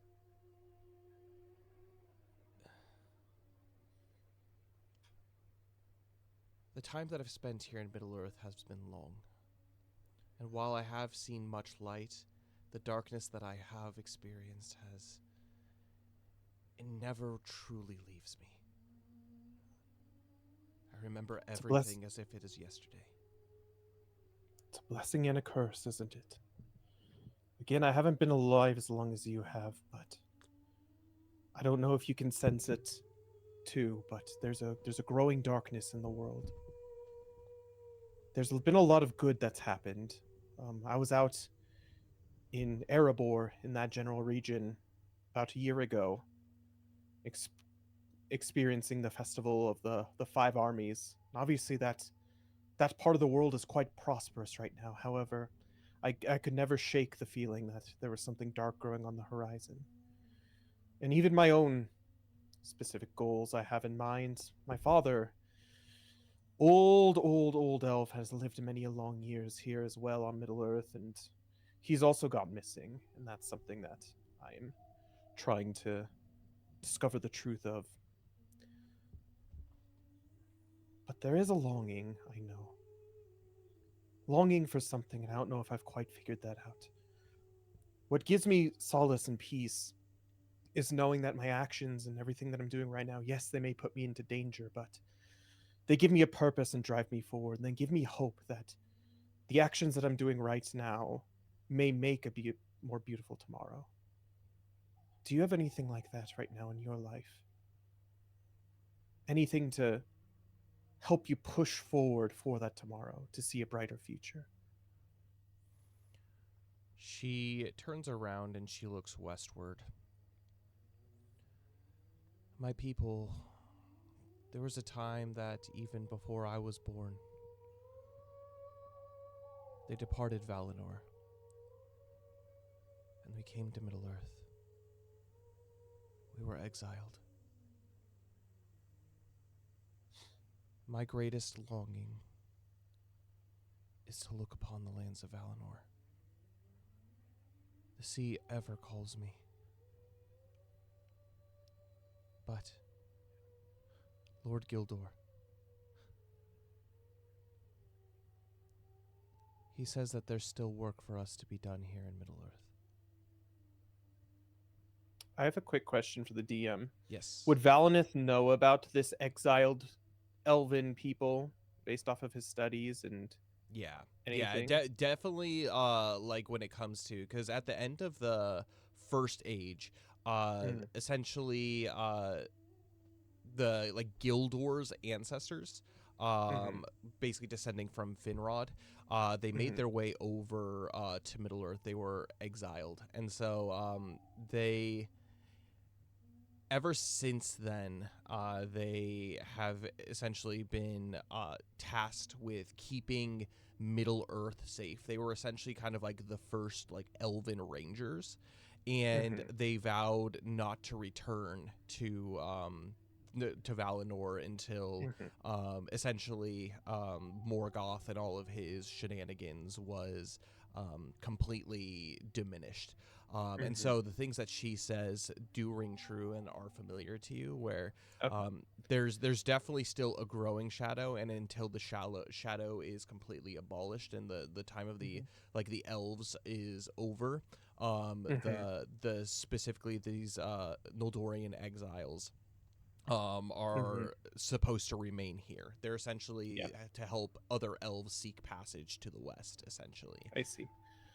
Well, Valinith will kind of contemplate that, and he'll say, "As is the hope of all of us who live seemingly forever here in Middle Earth. The older you get, and I even feel it from time to time, a longing for the West, a longing for the sea. Valineth, And have you ever heard the seagulls call? Have you ever seen the white beaches and the shells, the waves lapping against the sun setting? has Valinith ever ventured out there in his childhood or up until this point? It's dangerous. The reason being is you get the kind of almost this wanderlust Okay, for the sea, and this is something gotcha. that every elf, whether you're in Rivendell, whether you're an elf of Mirkwood, an elf of Hmm. Lothlorien, like you're warned of these dangers of Yeah. going to the sea. It gives Mhm. you the calling to return home to Valinor. I can't say I have, Valinith says. However, I guess the closest I've ever gotten to such a feeling of reprieve and of the light, I would say. 'Cause let's face it, in the grand scheme of things, the world is dark. And I think in the deep depths of our souls we all long for the light. And going to the sea and making our way west to Valinor. That is perfect. I can't say that I've ever experienced that, however, if the closest I've ever felt to that was actually when I was in Rivendell, not too long ago. We just came from here, my cohort and I. We were sent out here by Lord Elrond to do some scouting. Actually, the information that you had shared with us has been quite informative for us, and I'm sure on the way to the Dunedain stronghold we'll be able to talk a little bit more about that. However, if you really do desire and seek healing, seek the Hidden Valley. I'll see if what I can do is set up with the Dunedain Rangers to escort you there. And what I mean by whether or not that's healing, my mother's one of Airstore's most prized healers. You can obviously seek her out. Say that Valneth sent you, but there's a young lad there, not elvish, but I see hope in him. His name's Estel, and he's charged by Lord Lord Elrond. Lord Elrond is charged to watch him. I don't know the relation in particular, however, he's strong and he is brimming with hope. Yes, he may be mortal, but he is a light in this dark world. So if you get the opportunity and you really are seeking that, I would recommend, even just for a short time, making a short pilgrimage there and maybe talking with him. Maybe talking with Lord Elrond and potentially get a break after everything you've been through. There's no place like it. I don't know if you've been, but there's no place like it for relieving spiritual wounds. I don't know. That's what I know. I haven't been alive very long. However, I do know that maybe you could find hope there as well. That is until your job is done, as you say. You can only hope and yearn for something in the future that will never bring you happiness. Yes, looking forward to the future is important. However, it's what we do with our time here on Middle Earth that really makes the difference. And it seems like in your life you've made quite the difference, but the job's not yet done. But there is hope in that. So please, don't give up that hope. I know a lot of shadow has taken on right now, has taken you on. But there is a bright future, even though there's a looming shadow. So just don't give up, my friend. Promise me that. And if there's no, then I will continue to fight until there is no hope left. If there is no hope, there is nothing. Thank you for those words, wise beyond your years. I don't know about that. I've been surrounded by wise people my whole life, but I find myself I don't hold the candle. But these are just the words I've been told myself, and they've gotten me through quite a pickle a few times. So, and even at the point that I'm at, I still have hope, even though there's a lot of darkness in my future, and I know there is. So you got a good head on your shoulders, and you've been through a lot, but please don't forget that the free peoples of Middle Earth are here fighting for a reason, and we're fighting to quell this darkness. And you're not alone. She smiles and she looks to you. She looks at Caliph. You're sleeping, heavy sleeping, snoring at this point, and Kyrian sitting, eating, chewing on a piece of rations. But she says, "When I return to Lord Gildor, I will tell him. I will tell my people of your bravery here. Valineth, I thank you. I could never have gotten this far. I owe you a great debt." No debt is needed. As in, I couldn't have gotten this far without the help of my friends. So rely on those around you is the best advice I have to give you. And I'm glad that we were able to make it here, even if it was unintentional. Divine providence, one may say, that we found you here. And that should give you another hope for life, for a life ahead of this. Hopefully many long years to come that are full of happiness and peace. And he'll say, grab a drink that he's drinking and say, and then what I have to say is huzzah to that. And he'll take a sip. She nods and she says, until that day that I can return home with all of our people, we will continue to spread hope, and help to those who need it. Thank you, Valineth. And with that, we're going to go ahead and jump over to Kyrian. So, Kyrian, you had a perception check, which was a 16. Yes, sir. As you see Valineth and what was her name? Oh gosh. Gondril speaking. Yeah. You are sitting and you're looking at the fire, but something is drawn to your attention, particularly over by the bags that you have, is the box that was in the sack, Ryan's sack. This seems to be more than just a box, as it were. Something has been itching on your brain since you've seen that. Chests do one thing, and that is open. Oh, yeah. Yeah, I thought about that. I don't know why I didn't try to open it earlier. I guess I'll try to open it. As you grab it and you sit back down again, still chewing on your... Is this cursed too? You can't tell immediately if it's cursed, but it does look pretty old, definitely from before your lifetime. And as you examine it, you can tell just barely that there is a small amount of scratching that has been done on the front of it, almost as if something had tried to open this but was unable to do so. I'm going to have you make a investigation check for me. Oh boy. Oh boy, oh joy. Investigation. I hate when it like teeters on a high number and then 9.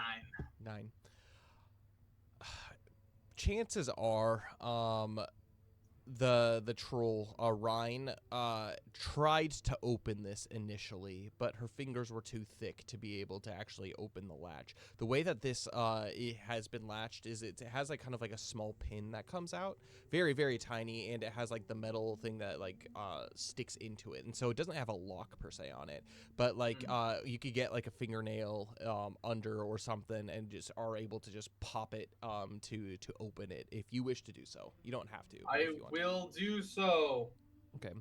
As you do, it flips open automatically. So you just pop it, and then it flips open as almost as if it's been spring loaded. And a as Jack in the Box pops out.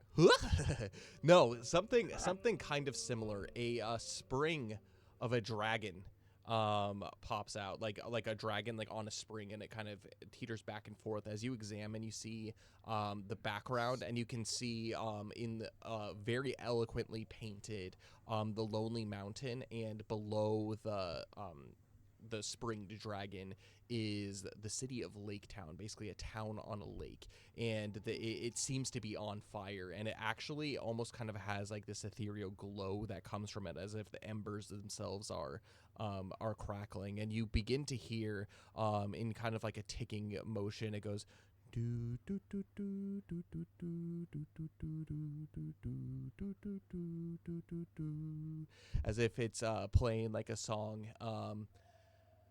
I'm gonna have you make a traditions check for me. Yeah.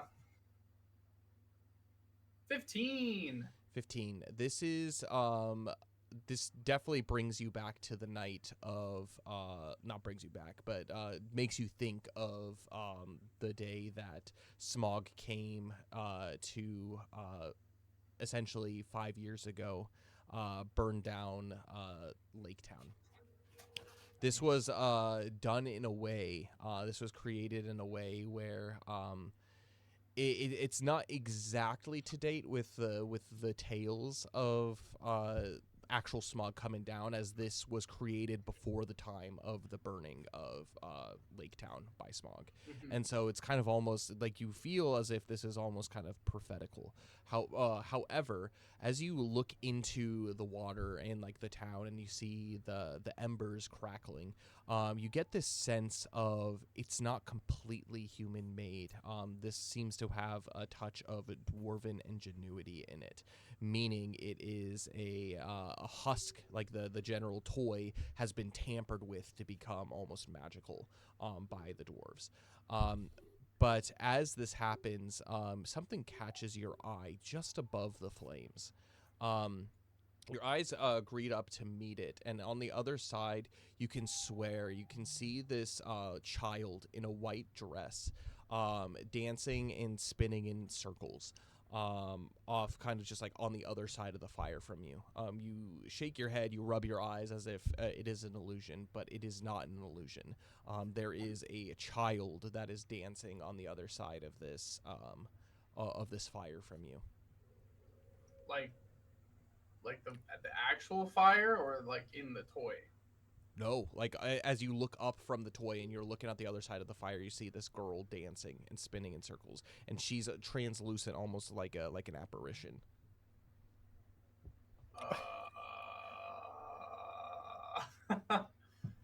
This is unusual for Kyrian, is it not? This is quite unusual.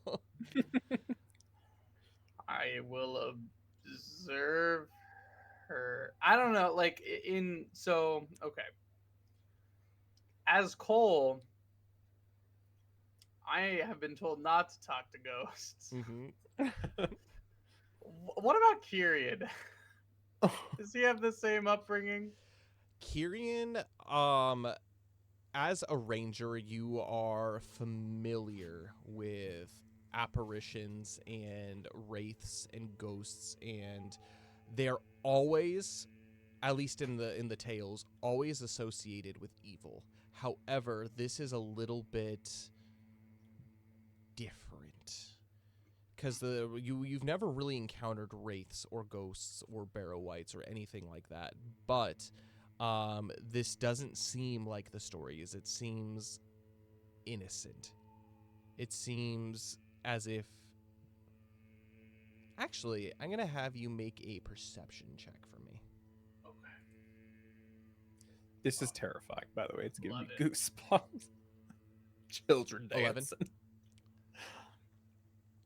This is almost as if memory itself has manifested. It doesn't look to like it, like this child isn't looking at you as if it wants to talk to you, but it is almost like it's like a moment in time that has been like playing on repeat as this music kind of hauntingly dun dun dun dun dun dun dun dun dun dun dun dun dun dun dun dun dun dun as it continues to play. I will observe the child dance, I suppose. And it just continues to do so. I close the box.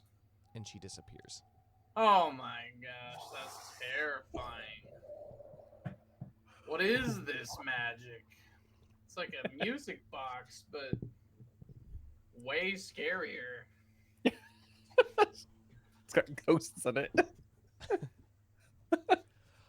I'm gonna have you as you turn it over and you're trying to kind of figure these questions out. You see written on the bottom of it, etched into the, and it's very old and very worn, but etched into the bottom of it, you see a small message, and it says, "For Lena, may your days be ever happier and ever brighter. Love, Da."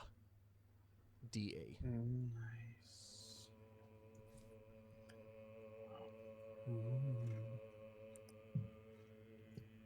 Mysterious. Interesting. Well, I ponder that as I go to bed, I guess. That's quite something to ponder before sleeping. I don't really know. Do I know anyone of that name or lineage? I assume not, since it's Lake. Daw is dad for Yeah, I figured. Lake Town people.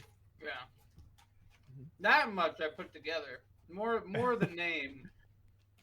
Yeah, Lena. Than... Okay. Yep, that's not a name that rings a bell. Okay, But you do go to bed for the night, and you find it a little difficult to be able to sleep that night as you experience that. I'm going to have you make a wisdom saving throw for me, Kyrian. Oh gosh. Roll well. All right. This is against Shadow. It is? It is against Shadow. My gosh. Why? Why all these rolls for Kyrian? We're seeing a lot of shadowy things tonight. 13. 13. You're fine. As you sleep through the night, you ponder it. But the thing is, like, you can't help but to just like look at like reflect on the girl's face. It's a sad expression. As she dances around and around in circles, if, like I had mentioned, she is trapped in time. And the one thing that kind of bubbles deep in your soul is you want to help. You wish you could help. But it's not enough to bring you to despair for her. Almost as if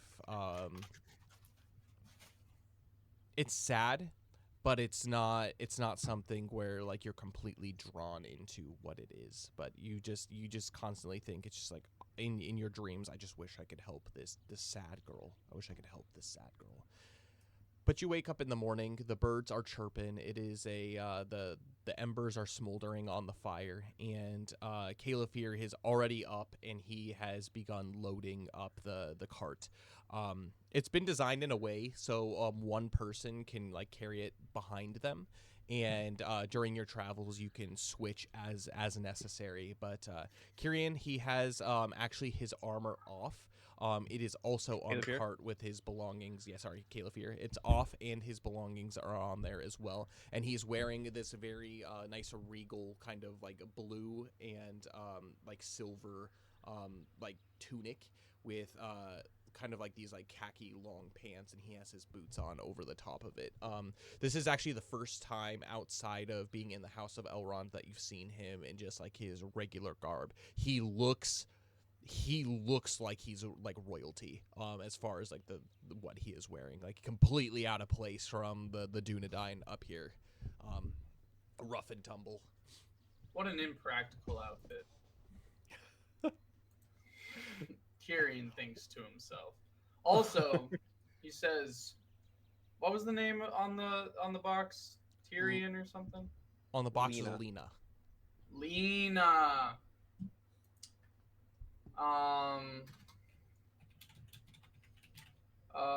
I ask, hey,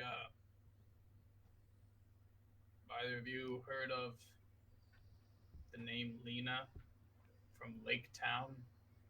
A woman, perchance? From Oh, long I know of ago? Lake Town, Valineth interjects. Oh, yes, my days in Lake Town. Oh, I spent a few good nights there, and he'll just start rambling into his days in Lake Town, completely ignoring the Lena because he just got into his own. Is that That's better? nice, Valineth, but in all of those wonderful journeys, have you ever heard of or met someone named Lena? No, but I know this horse. Its name is Baradorok. Brown horse in the common tongue, and it is a majestic beast itself. Caliphyr says, what does that have to do with Lena? Well, isn't Lena mean beautiful? This brown horse was quite beautiful. Does Lena mean beautiful? Caliphyr looks, does it? Does it? I have no idea. Look it up. I think Lena is like one of those. I don't remember what language it is, but it's one of those names that kind of like evokes beauty. I could be wrong about that. Anyways, continue. Caliphyr makes a tradition check in his head. It's just like, No, but Caliphyr, he says, to answer your question, Kyrian, I myself have not ventured to Lake Town, and I have not met anybody named Lena in my days. Okay. It's Greek. It means tender and light of spirit. Just like Baradorok, he was a tender and light of spirit horse. Ah, so full of knowledge, Valineth. Caliphyr shakes his head. The Greeks. The Greek. What is a Greek? I think they're related to the men of Dol Amroth, right? Sounds more like Umbar, if that's Oh, Right. that sounds bad. to me. Speaking of which, and he begins, and he just begins to scowl. What's No. troubling you, Caliphyr? We've been at war for quite some time with those who dwell in Umbar. They're partially the reason that we are stranded up here. I just hate them. Mm. Are they evil? There was a time, a little over 100 years ago, that my people, my grandfather actually retook Umbar from the Corsairs and the Black Númenóreans that had settled there, and it was actually a part of Gondor for a bit, but we weren't able to hold out, and my father actually perished in the fights against the Corsairs of Umbar. And it has been my duty to be able to make sure that they see their end. I hope you can bring justice to them, because you seem like an honorable man. If they have any quarry against you, they got a quarry against Valineth, son of Morbeth, up here in Rivendell. What was it that you said earlier? Something that ruled off the tongue. Was it Huzzah? Huzzah, indeed. Yes. Huzzah, indeed. Are you ready? We have much ground to make up for spending the night here. And he stretches. To answer your question, Oh, I thought we were already Kyrian. Yes. I was jesting, So Brown Brodrock was a magnificent horse, but no. In my time, I did not meet anyone by the name of Lena. But is there a reason you bring such a name up? I opened this box we found on the troll, and it is some sort of almost magical dwarf toy music box. And anyway, as I was studying it, I found the inscription for my Lena, love da. Well, some seems to be a child's toy. Maybe this is the owner of this toy, specifically. Indeed. Well, if we ever make our way over to Lake Town at some point, maybe we could ask around. Sounds good. Huzzah! Huzzah! Huzzah. And with that, you How- depart Castle. You depart Castle Hill. Caliphyr, the way that he props everything up is he's going to leave it open. So if you do make your way to the refuge of the Dunedain can come in without having to go through the effort of having to climb the walls or anything like that. Cool. But you make your way down into off of the hilltop, and as you look off into the distance, you can see that there are storms that are rolling in the north, but you get a really good lay of the land. And as you point out, Kyrian, and basically just lay out the general path that you're going to be taking, you see that there are a bunch of hills, and there's this kind of valley that winds like a snake back and forth between them. This is the path that you are going to be taking. It is the flattest route, especially that you have this cart that you're taking with you. There's no river that's run down here. If there was, it's been long since dried up. But it is definitely within the shadow of there, and you can see that the fog itself is going to be rolling in probably within the next like 8-ish hours for the evening time. So if you're able to make it through this area, your chances of getting lost will be next to none. But you do point out on the horizon, you can see a tree line. And as you point off into the distance, that is the general direction of where you are going, is towards that tree line. Off So we go. how should we split this burden?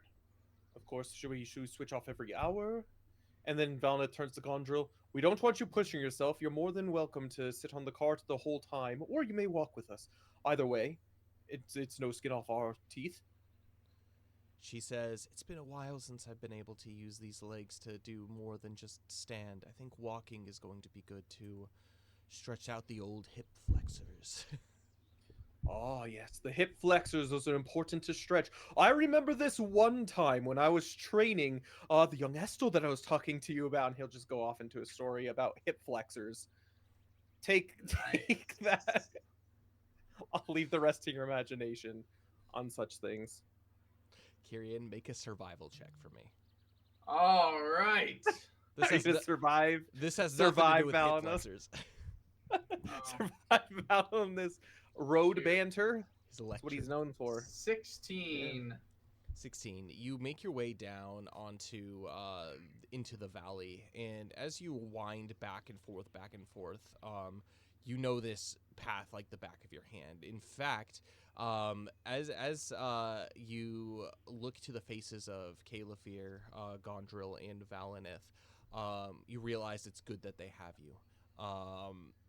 There was a time that you were young, Kyrian, and you remember making your way through the Coldfells, and it is a frightening place.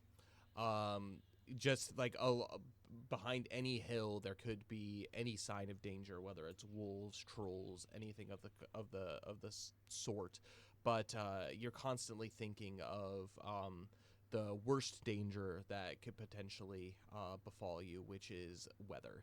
Which one thing that you've realized is the weather can turn on a dime here in the Coldfells, and there's not really any places to escape it. And so your general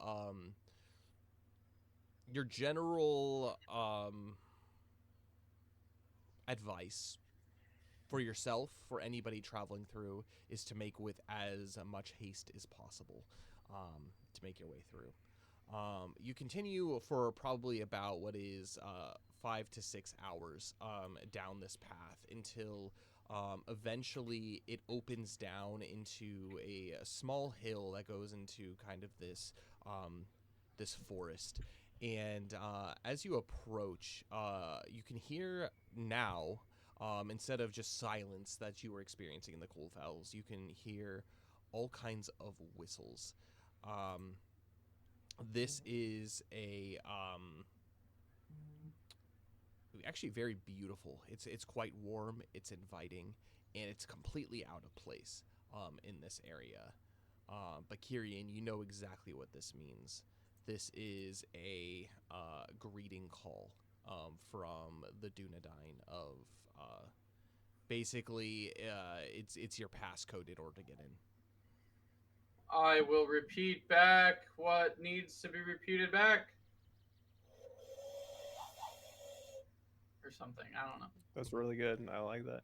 And as you do so, you hear a couple owl hoots, woo, woo, and then nothing.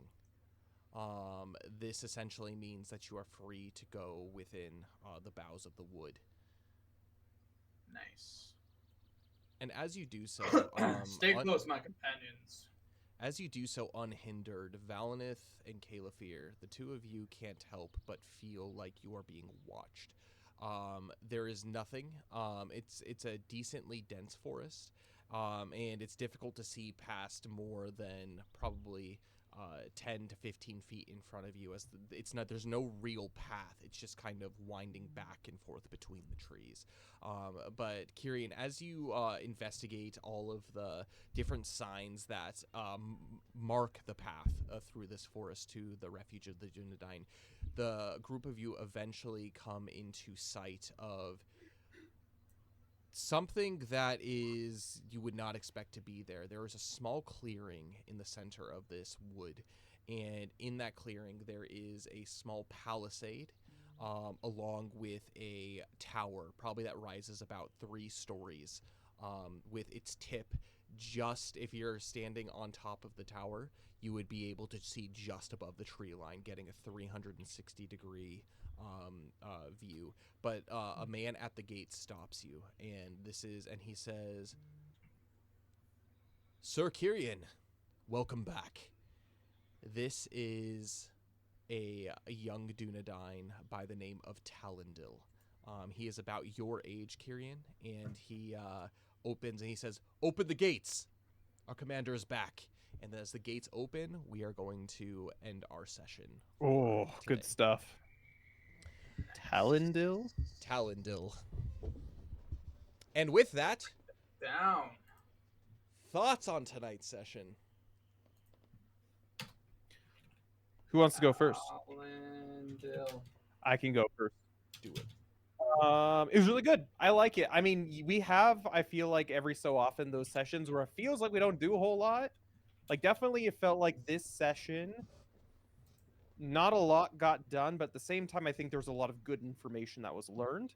I mean, obviously we got to find out a lot about Gondrel, and even too, a little bit, again, it's the nerdiness in me, get to know about another kind of sect of elves and whatnot. And about her specific Noldorian kind of exiles, yep. yeah, the Noldorian exiles, and I mean, I didn't know who they were, so now I know, and I think that's really cool. It's nice getting to work together with Kyrian to be able to explore, and I feel like we have the same mind when we're doing it as well. I think it's one thing when you go and you're searching things with people who maybe not necessarily like have the same goal in mind when you're doing it. And I mean, I can't tell you how many times I've been like either participated in or have seen by just watching a stream of or anything of like D&D people who are just like treasure, and they'll just dive headfirst into the treasure, you know what I mean? And so it's nice because again, in specifically Adventures in Middle Earth, every single time treasure, like a big hoard of treasure, has been a thing. Balnith has been fine because it doesn't really tempt him all that much. But every single time he's been with people, it's it's led to shadow being acquired from party members, or like even in session 0 of Valinith at the very, very beginning, the elf that he had, not elf man, Yeah, it was an elf. It was an elf. Hmm. he even kind of got a little bit of some shadow from like the dragon sickness and whatnot, because he saw the treasure. He didn't like take anything, but he was very envious and very wanting it quite a bit. So Mhm. it's nice seeing that Kyrian is strong of will, I should say, Mhm. when it comes to such things, and very knowledgeable as well Yeah. about it. But yeah, it's fun learning all about the different characters, like obviously getting to know more about Kyrian. Caliphyr, I love his for justice. I love it. It's great. And he's like, hey, my party members that I was here with could be in mortal danger, but it's my duty that a damsel in distress is saved, and I love that. It's great. A Yeah, that's good. damsel. Yeah, Is that the one thing about Gondrel, for those who aren't as familiar, in the Lord of the Rings books, in the Fellowship of the Ring, Gildor, so the leader of the Noldorian exiles, are actually the elves that Frodo, Sam, Merry, and Pippin encounter as they're making their way through the Old Forest. It's the one that saves them from, was it the Old Man Willow, I think? Yeah. Yeah, because it's Tom Bombadil that saves them from the Barrow Yeah. Downs, and so yeah, it's by Old Man Willow, and Gildor speaks to the trees, and he's like the guy Wait, I who thought Tom Bombadil spoke to the trees. he does too. Oh, Yeah, elves speak to the I trees. Elves are what gave the Ents their language. Yes, there you go. the elves It's just really woke the slow trees up. elvish. Yeah, the elves woke the trees up, and there was like, what's going on? But anyways, Gildor, he's the one who is just like, hey, what's going on? And Frodo impresses him because Frodo's basically a scholar. They don't do him justice in the films. I mean, Elijah Wood does a good job for what he does, but like he's like a scholar, and so he's like speaking Elvish and like singing Elvish songs to them. And Gildor's like, I like you, you're great, and he's just like, I don't ever talk to halflings because they are boring. Stupid. Yeah, they're boring as heck. They don't do anything. And so he's just like, I like you. And then that's when Sam's just like, oh, the elves is like with Gildor. And so but yeah, like he's essentially tasked with helping basically as a ranger, like escorting like the last of the elves to the sea. That's what the Noldorian exiles are for. So just on the map, this is the old forest down here? Yes. Yeah. So Wow, Shire's right by it. Yep. I didn't even realize. Exactly. There you go. And so, like, the elves that, like, if hobbits ever see elves, they're most likely going to be Noldorian exiles. Nice. Interesting. So, anyways, that's a little bit of history. But yes, I agree. I love lore drops and all that kind of stuff. It's perfect. It's good. Oh yeah. But Cole, your thoughts on tonight's Hey. session? It was good. I agree with Dane. It's fun being on the same page. It's interesting because like the Dunedain are described like in this book as like basically they only hold on to that which has a use or a utility. Mm-hmm. Like so also not very like treasure hungry or materialistic. It's very much like how does this thing help me survive, or how does this thing serve a purpose or as a tool, you know what I mean? So like yeah, so maybe I'll also give up this box. I don't know, I'm intrigued by it. Valinith I will mean, take it. can you tell me, is the box literally just that? Like, is there a deeper meaning to it? Is that for me to find out? Yeah, it's for you to find out. It's not a All right. purposeless trinket. Okay. Whether it has anything to do with the immediate quests and everything that you're doing right now, no. But it's something. Okay. It's something for your character to ponder. It's nice little pieces that if you want to, because that's the one thing is like during the fellowship phases of this game, you can do things like explore secrets and that kind of stuff and figure things out about this. So I'm just kind of giving you pieces that if you want to go down and explore certain routes of things, you can at a future date. But it's not also something that's probably super necessary that you'd be like, do you thinking too hard about it? This was just that was on the dwarven caravan. You just happened to roll really high and you found it. So Nice. Yeah, that's true. Cool. Yeah, I mean it's intriguing. That intrigued me. I like what's her bucket? I don't know why I can never Gondrel? Gorfindel, Gondrel? Gorlina, Gordrill, Gorlak. Godrill. Gorlak the Destroyer. Yeah. Gondrill. I just have to remember it. She's like Gone Girl, but Gondrill. How I remember it is it's kind of like Gildor. Gondril and Gildor. They're both the like. Yeah. I think related. a Gondor. Yeah, fair enough. But Gondrill. Where'd her drill go? I don't know. It's gone. It's gone. She It's lost her drill and was named. Anyway. Yeah, it was fun. I personally really enjoy like being able to get into sessions that are not just like combat heavy. I think the more I played like D&D / tabletop role playing games, I am starting to enjoy just as much the like exploration and like the mystery and the storytelling aspect just as much as the combat. I feel like combat is very much like the game mechanic that kind of captures the D&D player or the role play the TTRPG player. But then like I feel like it's all the other aspects that make the game like elevated, you know. Totally. And like I think too, like a lot of people like to have a lot of combats in their sessions, their D&D sessions, but like the way that I like to DM personally, I think they should exist at important key moments when necessary. I'm okay with like random encounters tables because they do, especially like in something like Adventures in Middle Earth, like they help to kind of emphasize like the urgency. It's like I can't just like go to my one place, blow all my stuff, and like be done with like my quest. Like I have resources that I have to use. I like basically it's like control. So I think they do serve a purpose, but also I don't go into a session being like, okay, if we do 2 sessions of like role play, there has to be a combat session, or like vice versa. It's like we're doing combat over and over again. Like I think like there's supposed to be like elevated key moments in like conflict. But there's also, like you said, there's ways to be able to use like role play and whatnot to elevate the story behind like your character. It's like I'm cool, I'm freaking sick at combat, which is so fun to build and use someone in combat like that.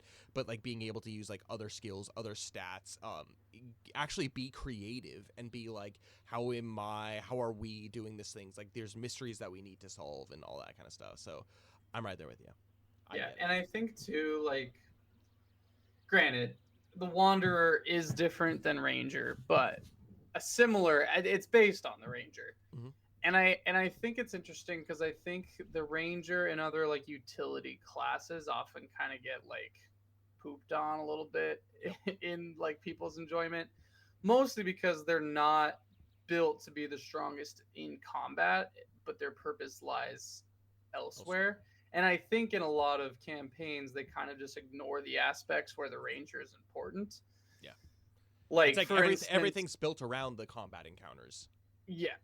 You know, and again, obviously, Kyrian maybe would have been good to have in the other group. I mean, a little bit that Dane alluded to. It's like, you know, these roles going through the wilderness and stuff. If you don't have someone who just is It was able to freaking not rough, get bro. lost. I'll tell you. Valnith was the one who was good at that, and he didn't know anything about Wilderland. So Sure, yeah, it's a little rough. Yeah. So I mean, it's nice, and you know, you can kind of take for granted, I guess, if you haven't experienced getting lost. But it's like, yeah, I just don't get lost. You know what I mean? Just because like that's the ability that I have. I mean, obviously, I can in unknown lands, but So anyway, yeah. It's good to have those sessions that are,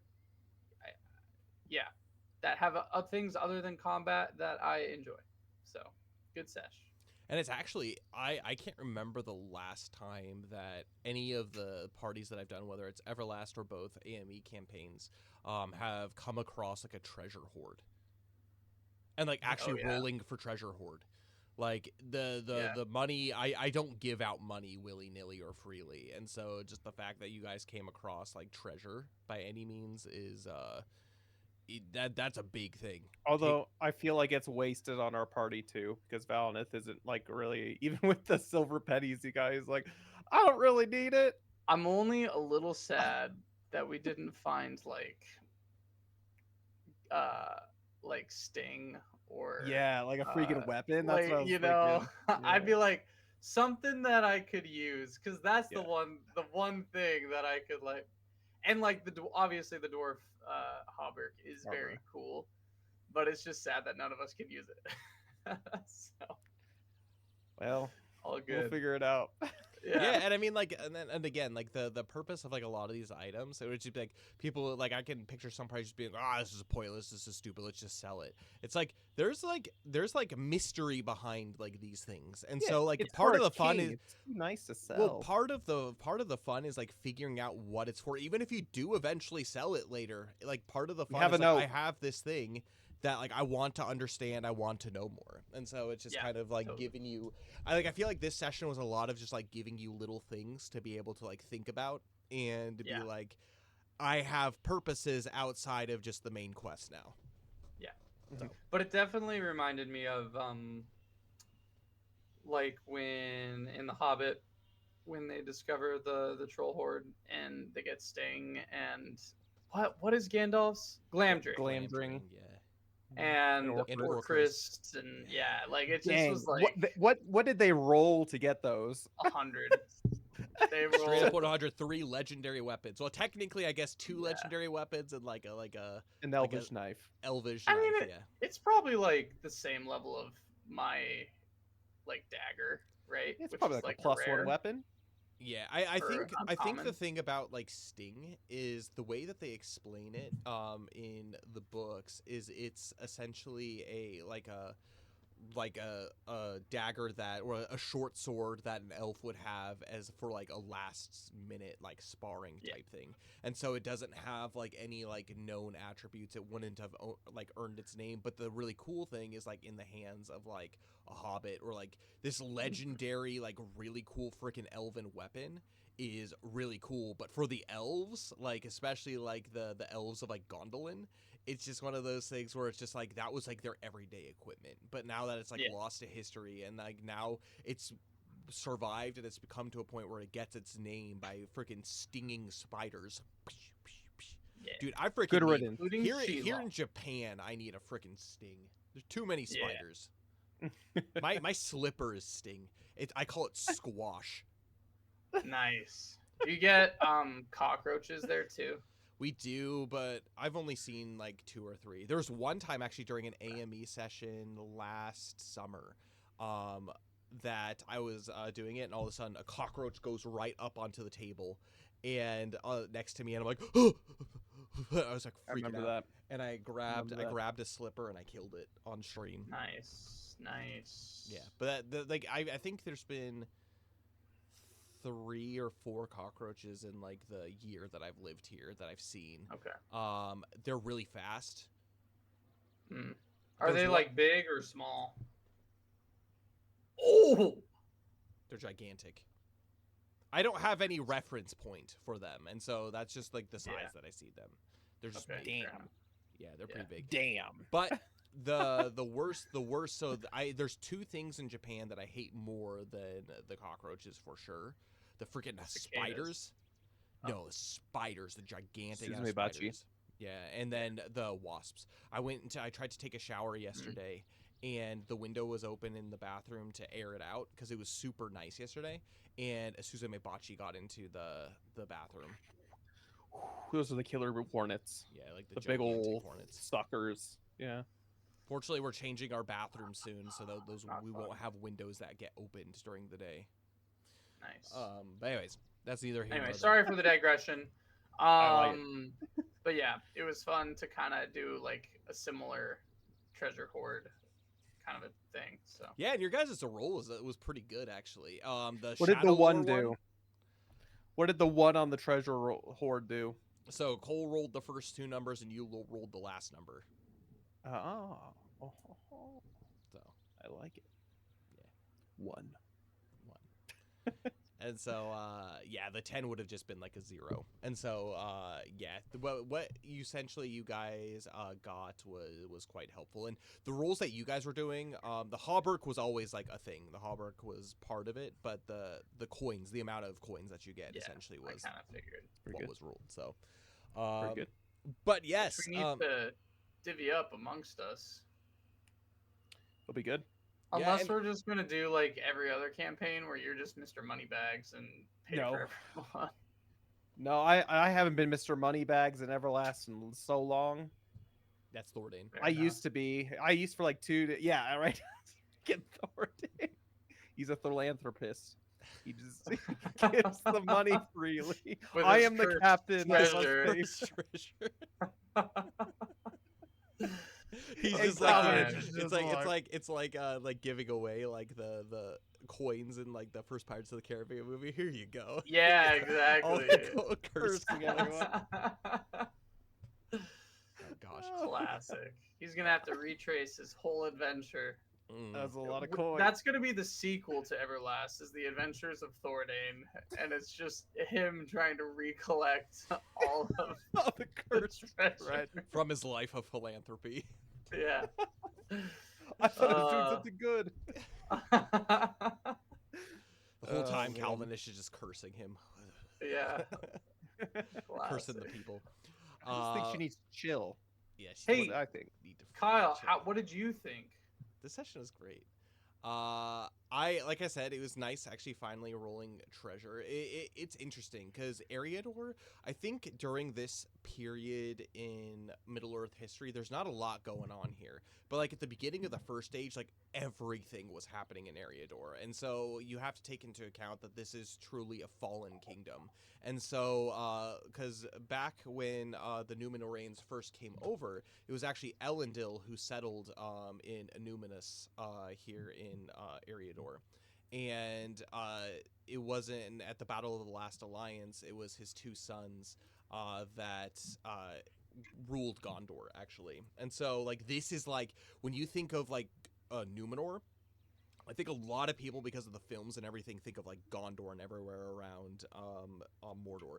But Numenor is actually like Eriador. And so like this is like the high kingdom of men in Middle Earth like used to be here. And so the fact that like Cirian's like a descendant of like the Númenóreans that like fell like thousands of years ago, like at the very beginning of the First Age, and like the against like, or no, not First Age, the Third Age, against the wars with the Witch King. Like there's so much in this adventure like campaign that like you guys will uncover like from like history, that it's like that's really what this place is. It's like an archaeological like dig site that has like slumbering beasties and slumbering treasures and like really I wonder cool if there things. will ever be a campaign centered in like the First Age or the Second Age, or even like in Gondolin, in the Age of Morgoth. That'd be kind of cool. That'd be friggin' sweet. That'd be so. I'm sure there's like fan written stuff, but there's that. We're like in the Wilderland campaign. Like Wilderland is like kind of now like re-emerging in its peak, where during this time between like the fall of Smaug and the War of the Rings, like the Beornings come into prominence, and they like pretty much are like the main people in the middle of the Anduin. The Woodmen have pretty much taken over all of like Mirkwood and southern Mirkwood. The like first kingdom of dwarves since the fall of Thror is like now back, like in the like Dane Ironfoot is like now like the like new king under the mountain, but he's like the greatest king of the dwarves in the Third Age right now. And then like Dale has become, and so like during like the battle at the Black Gate and everything, Easterlings come over and they assault both Erebor and Dale, and actually both I think it's Bane or Bard the Bard the Second, and Dane Ironfoot actually die in that battle of against the Easterlings. And so like it's like crazy, but like all of this is leading up to like that moment where the men of the west are like fighting against, and it's like the dwarves and like the men of like the north have to like fight off like the Easterlings. And so it's like right now is the time that like alliances are being forged, and like the time of men has come essentially, which is really cool. Anyways, I'm just like loving all of this, and so like I'm really glad that Cole, you picked a Dunedain for your character, because we can dive more into that. Like Valinith is like, as a Rivendell elf, like you have like that aspect of it. You have like the Vambrace of Numenor and everything, and like Kyrian is like that third piece where it's like the other part of Numenor, lost part of Numenor from Gondor, and so it's like the three like races that would like make the most sense like being here for like the Numenor, like Arnor Numenor line is like kind of like all merged together as like this